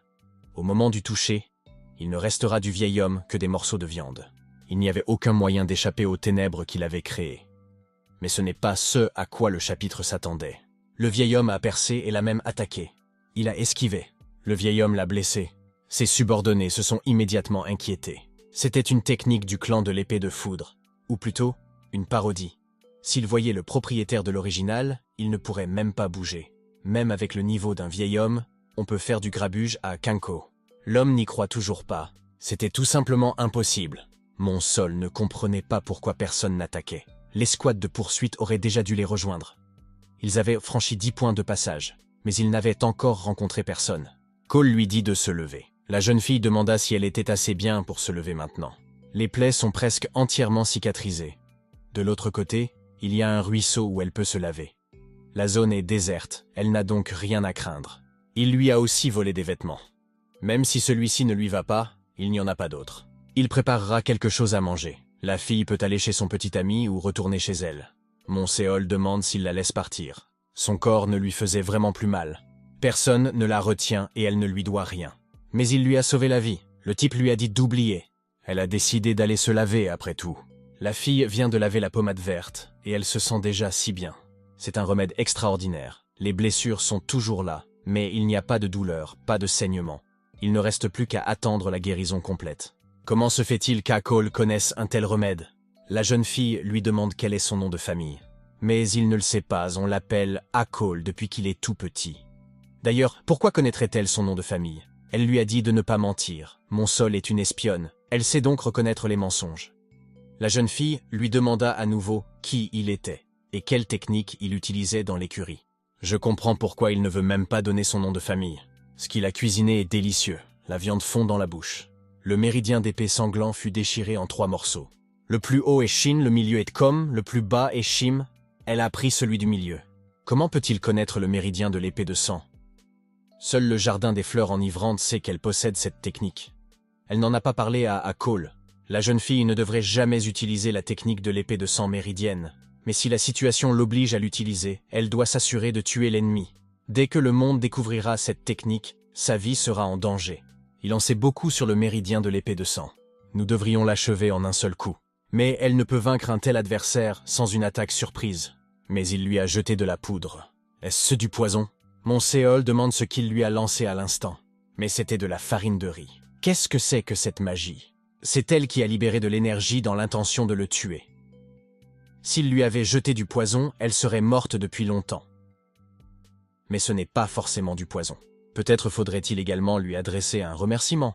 Elle est trop faible pour un mercenaire du jardin des fleurs enivrantes. Ses compétences sont insuffisantes pour une attaque surprise. Comment a-t-elle pu se voir confier ce travail? Elle a reçu un ordre. Elle a été nommée par le chef et elle n'est pas du tout faible. Mais il n'a pas besoin de le savoir. Pourquoi a-t-elle dit ça? Maintenant, il va définitivement penser qu'elle est une mauviette. Il est sûr que sa faction est pleine d'autres techniques. Le gars lui demande si elle les a enseignées. Elle a un méridien d'épée de sang. Elle a surmonté tous les défis grâce à sa technique. Personne n'a pu esquiver son épée, elle est déjà assez forte. Mais l'homme s'est contenté de rire. Pour maîtriser le méridien de l'épée de sang, l'énergie doit être pure. Sinon, elle deviendra floue lorsque la technique sera utilisée avec des techniques d'autres clans. Il allait jeter le parchemin car il ne lui servait à rien. Mais il a encore besoin de son propriétaire, dit-il pour l'ouvrir. S'il l'aime, il peut l'avoir. S'il ne l'aime pas, il peut le brûler. Je veux dire que c'était un livre de Cal. Pas de titre, mais d'après l'impression et la photo de la première page, elle avait certainement raison. Les pièces de com et de Cal sont en cours d'assemblage. Elle a commencé à comprendre des choses qui lui semblaient difficiles lors de l'étude du deuxième livre. Et Cole lui donne ce livre. S'il est doué pour les arts martiaux, il devrait connaître la valeur de ce genre de choses. La technique du méridien de l'épée de sang n'est pas nécessaire pour maîtriser Shim. Ce type doit savoir qu'il a suffi d'une petite connaissance de Shim pour que le vent sanglant souffle à Murima. Se pourrait-il que les cieux l'aient envoyé pour nous aider? Elle doit étudier ce livre. Quelle que soit la situation, ce qui compte le plus, c'est ce livre. Il n'y avait qu'un seul homme fort dans le monde entier. Il a fait sa première apparition à Murima depuis 15 ans, Hodogi. Après une préparation minutieuse, les demi-démons attaquèrent l'épée sacrée. Tuer le chef de Hodogan, sa femme et ses 3 fils. Alors que le clan est en proie au chagrin, Hodogi sort de sa retraite de 30 ans. Il rompt son vœu de ne jamais mettre les pieds à Murim en prenant soudainement les armes. Il a commencé par l'assassin du fils aîné de Homonson. Hodogi avait interrompu tous les demi-démons qui avaient envahi le clan de l'épée sacrée. Chacun d'entre eux était d'une force terrifiante, parce qu'il avait consacré 30 ans de sa vie aux arts martiaux. Il avait pu atteindre le 10e niveau de la technique de la lumière céleste. Hodogi pouvait supprimer un adversaire en un instant. C'est pour cette raison qu'on l'a surnommé l'épée de la mort instantanée. Il ne pouvait pas quitter le clan de l'épée sacrée, dont la lignée avait été coupée. Il est donc devenu le nouveau chef du clan. Il a ensuite accédé au poste d'instructeur en chef des forces armées nationales. Par la suite, en se basant sur sa technique, il créa le traité de l'épée du juste ciel. En conséquence, il augmenta la puissance des guerriers de 2 à 3 fois. Reconnu pour ses mérites et ayant atteint le statut de plus haut dignitaire, après lequel ne subsiste que le statut de souverain, le rang le plus élevé auquel une personne non issue d'une famille noble peut accéder. Cela signifiait que l'empereur considérait Hodogi comme son parent.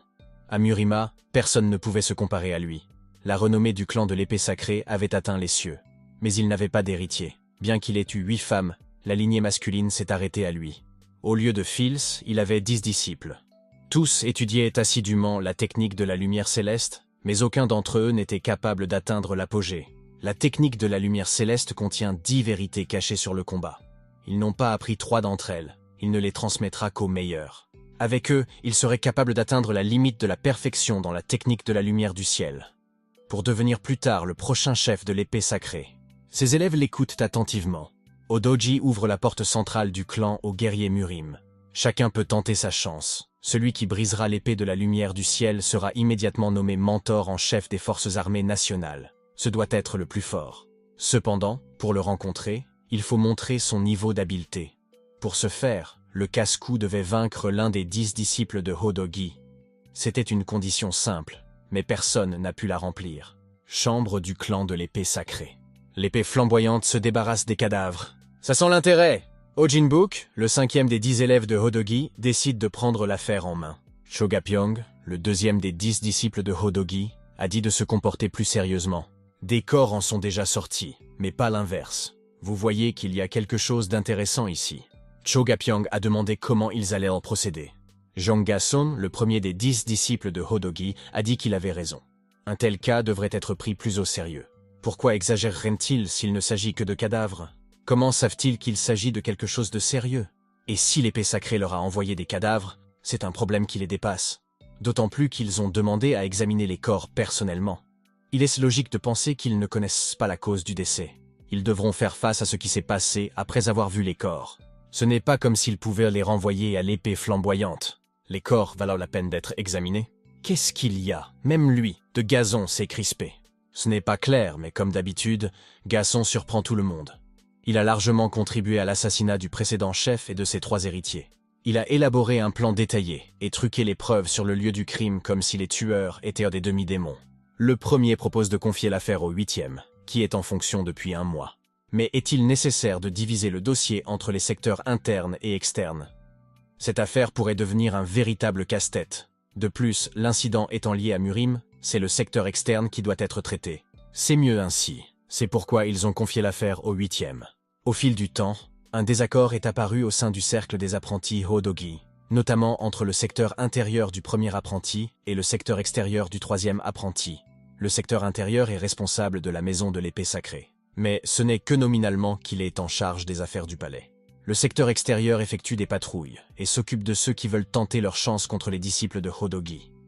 Il parcourt l'État pour résoudre les conflits entre clans et former les forces armées nationales.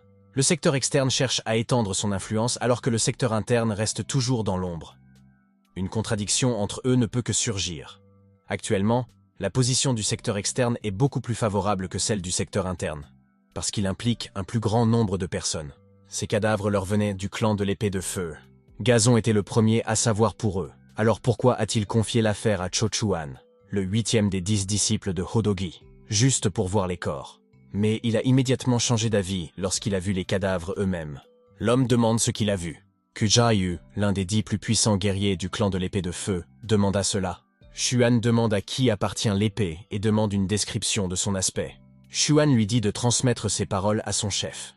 Jiyu ne comprenait pas s'il le prenait pour son serviteur.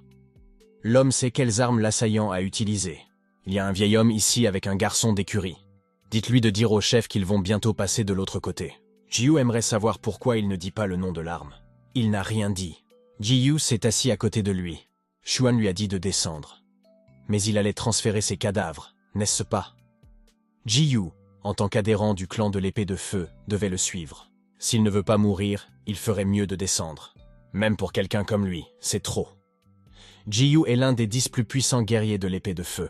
Ce wagon se rend dans un autre endroit, et seuls des non-humis y vivent. Ils embrochent les étrangers. S'il est d'accord, laissez-le partir. Jiyu ne comprend pas qui sont les adeptes de l'épée de feu selon ce disciple. Pense-t-il vraiment que quiconque le souhaite peut l'achever? Le clan possède la technique la plus puissante. L'homme reconnaît qu'il est plus fort que lui. Mais en tant que représentant de l'épée flamboyante, il ne tolérera pas un tel traitement. S'il est si fier qu'il tende la plaque rouge, Xuan est prêt à relever le défi à tout moment. Même s'ils se battent l'un contre l'autre, il ne le tuera pas. Ils se passeront de tuer. Mais les gens qu'il va rencontrer s'en moquent. L'adepte ne sera alors qu'un morceau de viande. Malgré tout, veut-il quand même y aller? L'homme n'a pas abandonné l'idée. Celui qui marche dans le feu, la mort le dépassera. Ce désordre dure depuis 2 jours. Où vont-ils, bon sang? C'est un peu bizarre. Il pense que Xuan va montrer les corps à quelqu'un d'autre. La vallée du vent. Il doit s'agir d'un arbre tutélaire situé juste à côté de l'entrée. Une voix a demandé qui était là. Il y a quelqu'un dehors, mais il ne ressent aucune énergie. Il s'agit manifestement d'un maître artisan. L'épée du féroce dragon Kujiyu est arrivée avec un cadeau. Xuan espère qu'il sera généreux. Les étrangers ne sont pas autorisés. Le prix à payer, laissez votre propre vie. Mais l'homme n'a-t-il pas dit que Jiyu avait un don? Ce sont les règles. Ça va être le bordel à cause d'un type comme ça.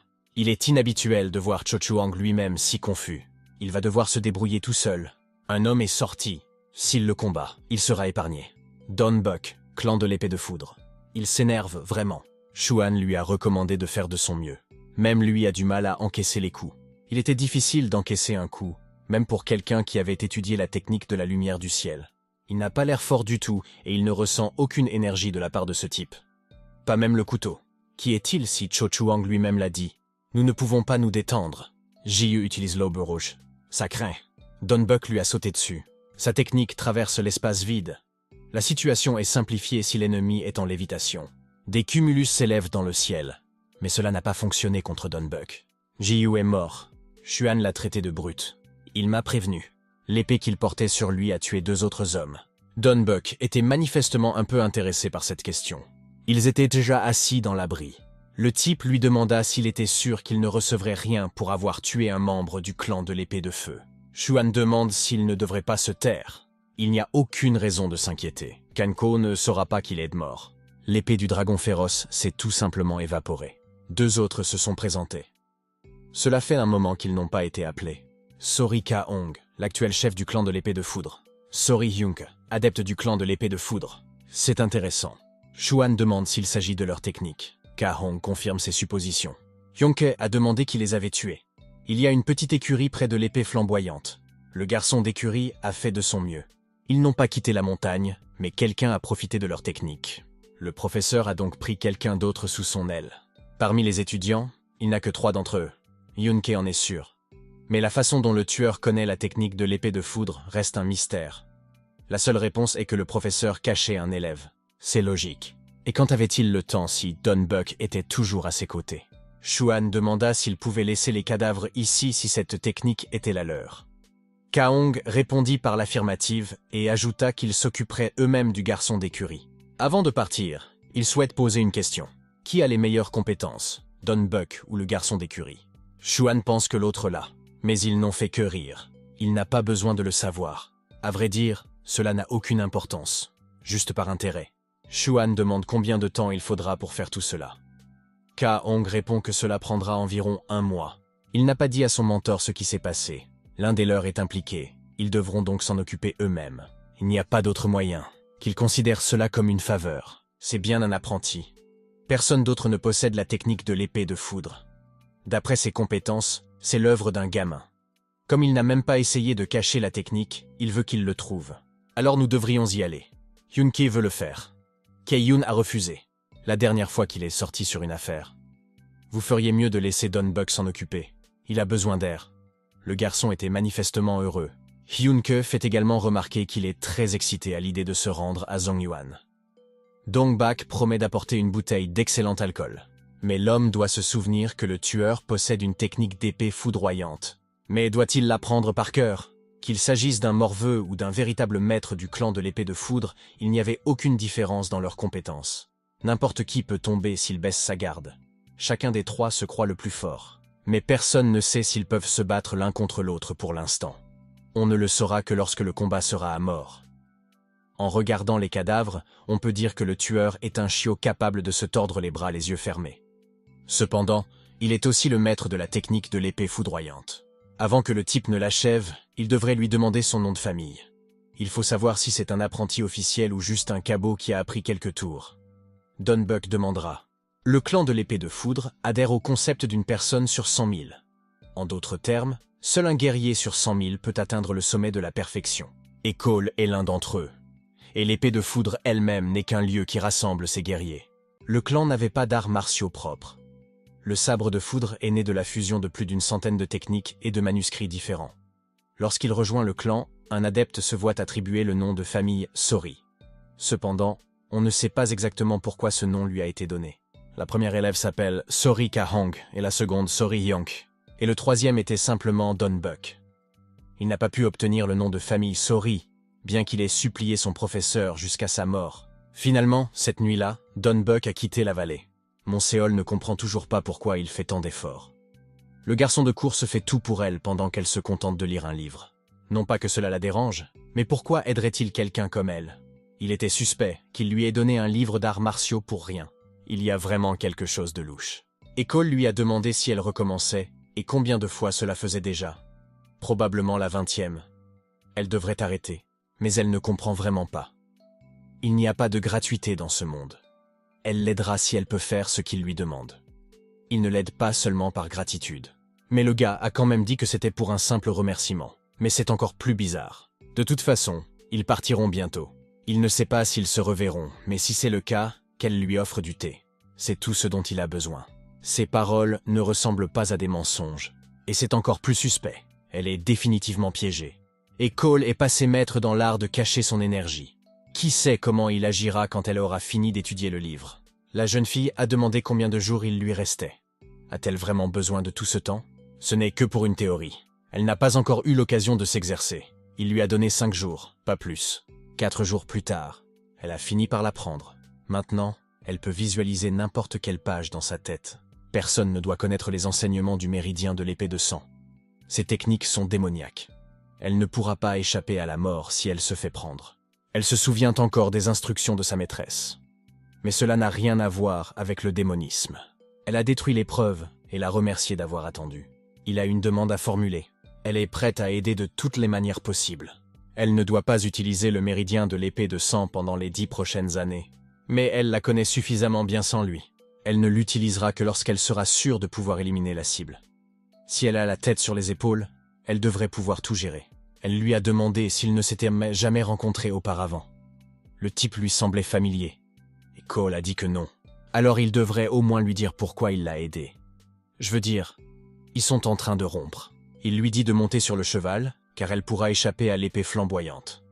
Elle répondit qu'elle n'en avait pas besoin. L'homme n'a plus la possibilité de s'occuper de lui. Il est temps de le remettre à son nouveau propriétaire. Elle lui a dit de passer un jour au jardin pour lui offrir un verre. Mais ils ne se reverront pas, car il a l'intention de se terrer au milieu de nulle part pendant 10 ans. Monséol, la fille d'un enseignant. Le vieil homme la cherche depuis plus de 10 ans. Il a cherché dans tous les clans pendant tout ce temps. Il savait que la femme du chef de l'épée de foudre était une espionne, mais il ne savait pas à quel clan elle appartenait.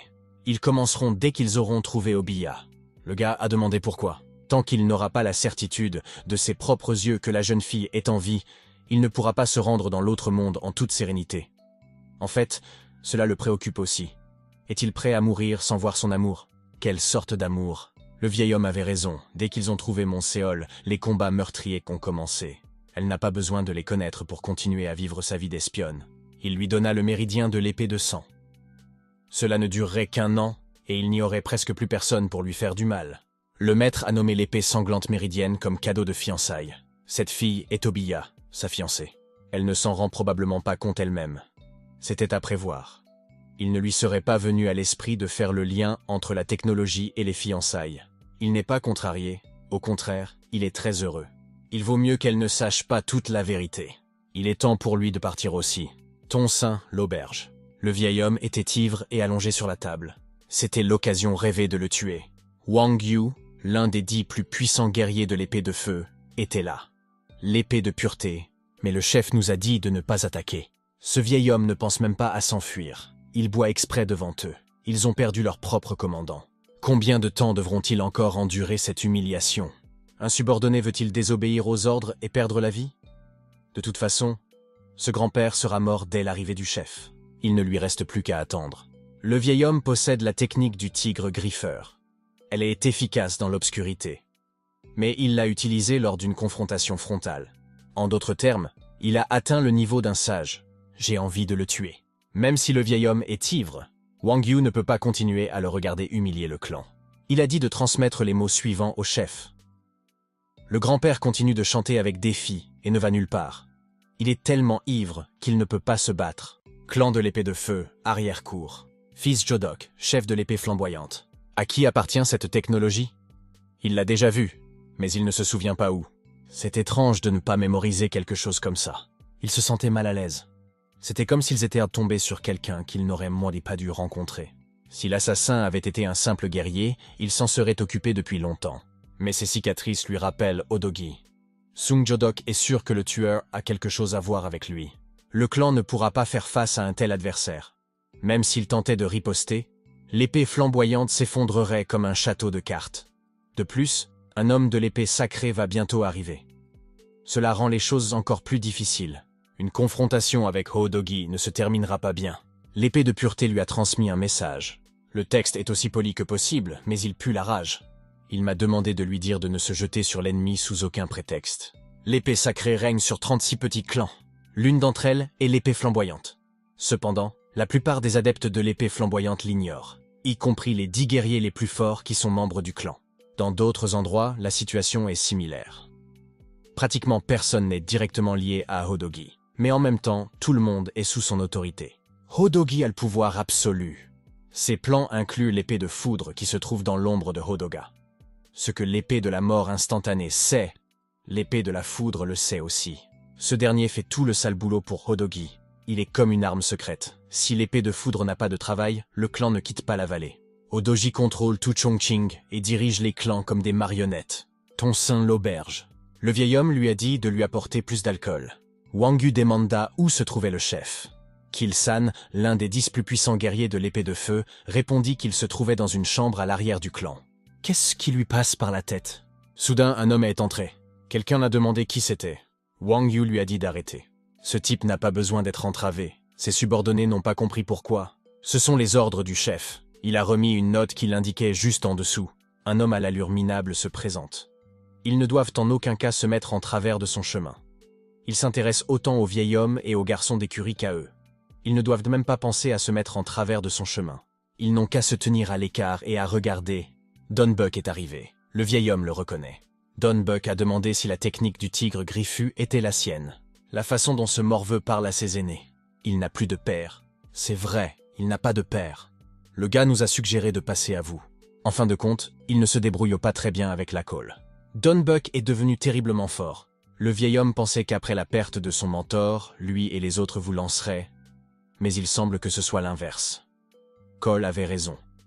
Se battre contre un tel adversaire équivaut à se suicider.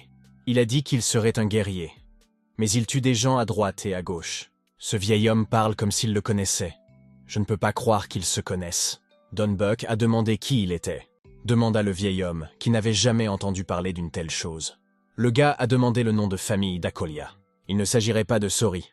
Le vieil homme demande quel est le nom de famille de la personne qui nettoie la jument. Le vieil homme connaît le nom de famille de Sori. Don Buck lui propose de dormir un peu, car ce n'est pas son genre de se battre contre un alcoolique. Il veut voir le vieil homme utiliser cette technique.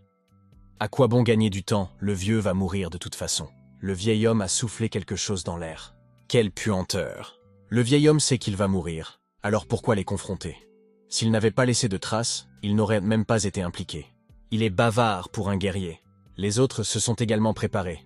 Mais le vieil homme était le sien, il ne devrait pas être impliqué dans cette affaire. L'homme a laissé libre cours à son énergie. Y avait-il à Murima un guerrier doté d'une énergie aussi dangereuse? Il n'est vraiment pas dans leur catégorie. Wang Yu demande à tout le monde de s'écarter. Le vieil homme pensait que ses mains allaient trembler lorsqu'il le rencontrerait. Mais il n'en fut rien. Le gaz est un peu bête, donc il ne se souvient pas de lui. Il a demandé une sorte d'indice. Le vieil homme est comme l'air, toujours présent. Dès le début, il n'avait pas pour objectif de rivaliser avec une épée de foudre. L'issue d'un combat avec quelqu'un qui avait vu beaucoup de sang depuis son enfance était évidente. Il s'en assure en s'occupant d'Akolia. Il était donc quelque part près d'eux. Le garçon était encore plus confus. Cependant, le combat contre Dongbak est une revanche pour la tête de l'épée de foudre. Sa dernière mission est de montrer à Akol de quoi Dongbak est capable. Le vieil homme est même content. Si celui qui a poignardé son professeur dans le dos avait vécu heureux jusqu'à la fin de ses jours, le vieil homme aurait été en colère. Il le sait lui-même. C'est désagréable. Comme un fantôme d'outre-tombe. En d'autres termes, il allait les achever pour le compte d'un mentor. Don Buck est très enthousiaste. Le vieil homme s'est empressé d'agir. Il s'en est fallu de peu. Mais le vieil homme s'arrête là. Cela a fait mal même aux gardiens. D'autres ont été horrifiés par ce qu'ils ont vu. Akol doit maintenant jeter un coup d'œil. C'est ainsi qu'est Don Buck. Il a tout coupé en deux, n'est-ce pas? Le ciel, l'auberge et ce guerrier. Il a laissé un résidu étrange. Le vieil homme s'est volontairement jeté sur lui pour mourir. Mais pourquoi ferait-il cela? Je veux dire, il n'y a aucune raison. Don Buck a l'impression de tomber dans un piège. La mort d'un ennemi devrait être un plaisir, mais il se sent encore plus mal. Wang Yu a dit de suivre le gars. C'est l'ordre du chef. Il doit lui fournir des informations et tout ce dont il a besoin, mais ne pas interférer. Il a vu de ses propres yeux cette technique mystérieuse. Ce que c'est. D'où vient ce jeune homme? Avec ses capacités, il ferait déjà parler de lui à Murim. Ce genre de technique est imbattable. 100 ans d'énergie interne n'y feront rien. Personne ne peut le battre, pas même leur chef. C'est une épée invincible qui coupe tout ce qui lui barre la route. Le chef connaissait ce type. C'est pourquoi il nous a ordonné de ne pas nous approcher de lui. Jusqu'à cet instant, il était fermement convaincu d'être l'un des 10 plus puissants guerriers de l'épée de feu. Mais comparé à cet étranger, ses capacités n'étaient qu'un jeu d'enfant. Le type a demandé ce qu'il fallait faire du cadavre. Wang Yu a ordonné qu'il soit transporté au clan. Il y a des choses qui ne lui sortent pas de la tête. Comment une coupe peut-elle ressembler à un bijou? Ce type a pris un coup parfaitement simple de haut en bas. La plaie a la même profondeur du début à la fin. Comment une telle blessure a-t-elle pu être laissée en premier lieu? Wang Yu a ordonné que le corps soit déposé ici. Ils pourraient avoir des ennuis s'ils ramenaient un cadavre chez eux. Il vaut mieux qu'ils ne s'occupent pas de l'affaire et qu'ils fassent comme s'ils n'étaient pas au courant depuis le début. Akol viendra sûrement ici pour voir le cadavre. C'est ce qui s'est passé. Il se souvient des paroles de son professeur qui lui avait donné son nom de famille, Sori. Son nom complet était désormais Sori Heon. Cependant, il ne pouvait pas le prononcer à voix haute, tant qu'il ne possédait pas l'enseignement de l'épée de foudre. Seuls les détenteurs de cet enseignement peuvent utiliser ce nom de famille. L'enseignant quittera ce monde en lui laissant un prénom et un nom. Sa mort ne peut être qualifiée d'injuste. Il est mort dans un combat loyal. C'est vrai que c'est dommage que les autres élèves l'aient tué, mais il ne peut pas leur en vouloir. Chacun d'entre eux s'efforce d'être le premier. Pour ce qui est du moi, il doit d'abord devenir plus fort. Lorsqu'il aura pleinement compris les enseignements, Odugi ou les autres seront les premiers à le trouver pour le défier. C'est ainsi que la vengeance est pratiquée dans le clan de l'épée de foudre. C'est différent avec le vieil homme cependant, œil pour œil. Une exposition juste pour lui serait de prendre une autre vie pour lui. Il l'appelait toujours un vieil homme, mais il était son grand-père, son père, son frère, son oncle, son professeur et son conseiller. C'était aussi un ami. Ils se comprenaient littéralement sans mots. Il savait ce que voulait le vieil homme. Il connaissait la rancœur qu'il nourrissait dans son âme. C'est pourquoi il ne l'a pas arrêté, même s'il s'est rendu compte que le vieil homme allait mourir. Le vieil homme voulait mourir. À part lui, rien ne le retenait dans ce monde. Il attendit que le garçon soit prêt. Le vieil homme lui avait demandé un jour comment se passait l'enseignement. Le garçon n'avait pas encore terminé. Mais il avait depuis longtemps dépassé le vieil homme. Il manque d'expérience et de confiance. Et Cole évite les combats parce qu'il n'en a jamais fait. Le vieil homme n'était pas versé dans l'enseignement de l'épée de foudre. Il semblait vraiment penser que ce type avait atteint la perfection. Même si ses jugements étaient erronés, il n'a pas pris la peine de dire quoi que ce soit. D'une certaine manière, il s'est même réjoui de le voir se réjouir. Le vieil homme trouva Obia et l'entraîna dans l'épicentre de la bataille. Il était trop risqué d'attaquer avec l'épée sacrée. Il décida donc de frapper avec l'épée de feu. C'est un renard rusé. Peut-être qu'il se sent enfin mieux. Le vieil homme pouvait crier ce qu'il était devenu. Mais malheureusement, cela n'arrivera pas. Le vieil homme voulait lui montrer ce qu'était une épée de foudre. Il a 3 adversaires devant lui. L'un d'eux est Donbuck. Il est fort. En réalité, son habileté semble bien plus dangereuse. Le vieil homme dit-il vraiment au garçon de le combattre? Il est loin de Dongbak. Et comment est-il censé le battre en premier lieu? Ça sent le pétrole. Il va probablement brûler le corps. Il dit au revoir au vieil homme et lui promet qu'il essaiera de lui survivre. Mais il a tout de même ressenti quelque chose. Il est vivant. Le gars peut sentir une faible respiration. Qu'est-ce qui se passe? Il a versé des sangsues vertes sur sa blessure. Après avoir été frappé par une épée de foudre, il est tout simplement impossible de survivre. Asdongbak a perdu son emprise. Ou un vieil homme issu d'une unité de loups rouge. Les guerriers de cette escouade sont entraînés à laisser une petite quantité d'énergie interne dans le noyau avant de mourir. Vous pouvez ainsi ralentir le processus de décomposition et alerter vos camarades sur la technique utilisée par l'ennemi. Je me demande si c'est ce qui a permis au vieil homme de rester en vie. Nous devons l'emmener dans un endroit sûr. Wang Yu lui ordonne de le suivre, mais pas de se battre avec lui. C'est dans cette même écurie que travaillait Akol. Donbuck lui a dit de sortir. Apparemment, ce type surveillait bien les écuries, à en juger par leur propreté. Peu importe où il se trouve, l'ordre doit toujours régner. L'ordre à l'extérieur et l'ordre à l'intérieur. On dirait un disciple de l'épée de foudre. Il suffit de regarder ce cheval. La jument est mourante, mais Akol a fait croire qu'elle était en parfaite santé. Une personne d'un autre clan ne le remarquerait pas. L'ensilage lui-même. Ce type est encore loin. Pour maîtriser les enseignements de l'épée de foudre, il faut d'abord se débarrasser des sentiments et des émotions. Le professeur était toujours cruel avec ses élèves. Il vient d'abandonner Dongbak. Combien de personnes ce bâtard a-t-il pris comme apprenti? Akol est-il le dernier? Soudain, un rapport urgent a été émis. Un call s'est présenté. Il allait enfin pouvoir voir cet élève. Où ce bâtard a-t-il pu aller? Il a dû laisser une trace derrière lui. Il savait qu'il serait poursuivi. Et Cole ne peut pas continuer à les fuir avec un vieil homme dans les bras. C'est un miracle que le vieil homme soit encore en vie. Sa respiration est irrégulière. On ne sait pas combien de temps il tiendra. 1 jour ou 2 tout au plus. Il a demandé au vieil homme de ne pas mourir.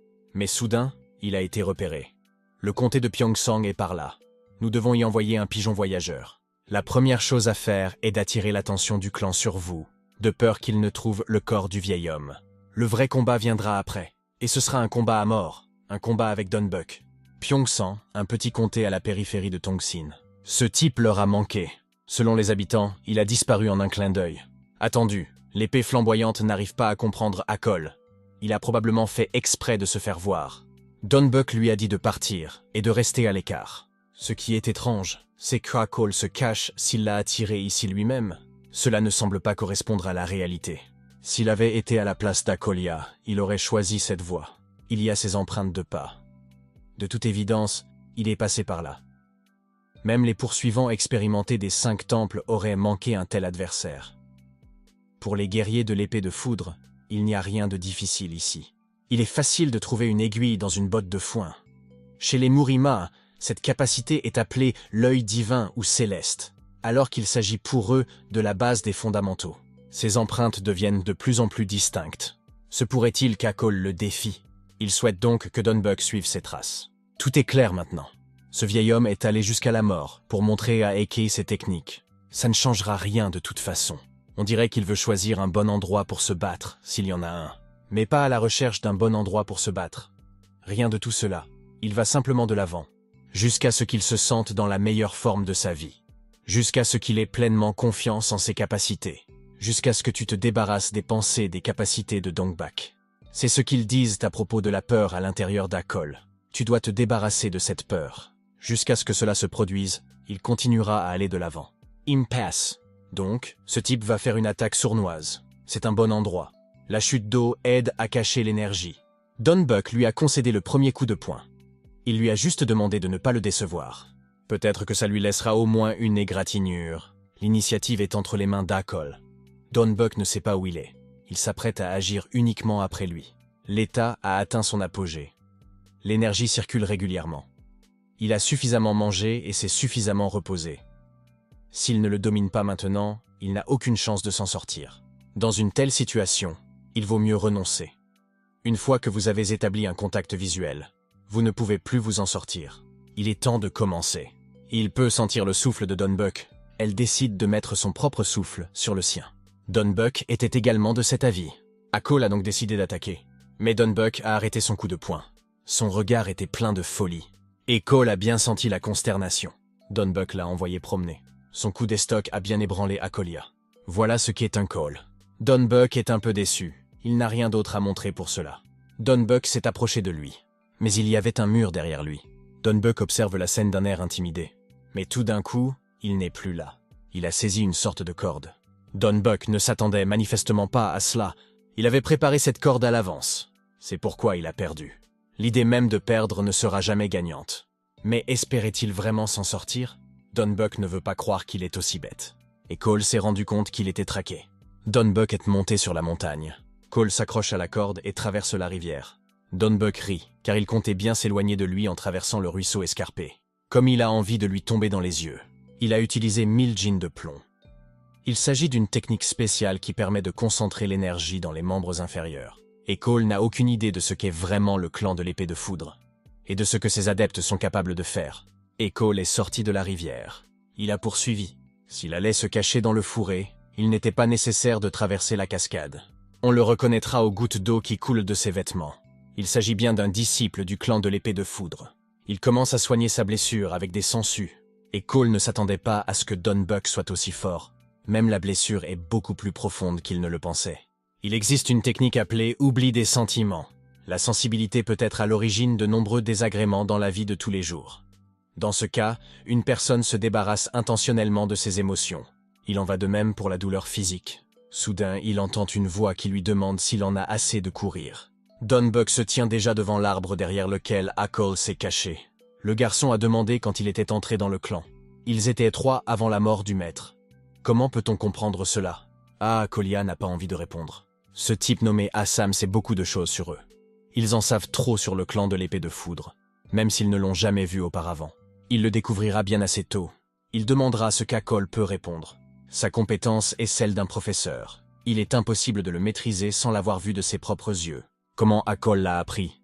D'après ce qu'il savait, l'art de l'épée de foudre de Dongbak était faible au moment de la mort de son professeur.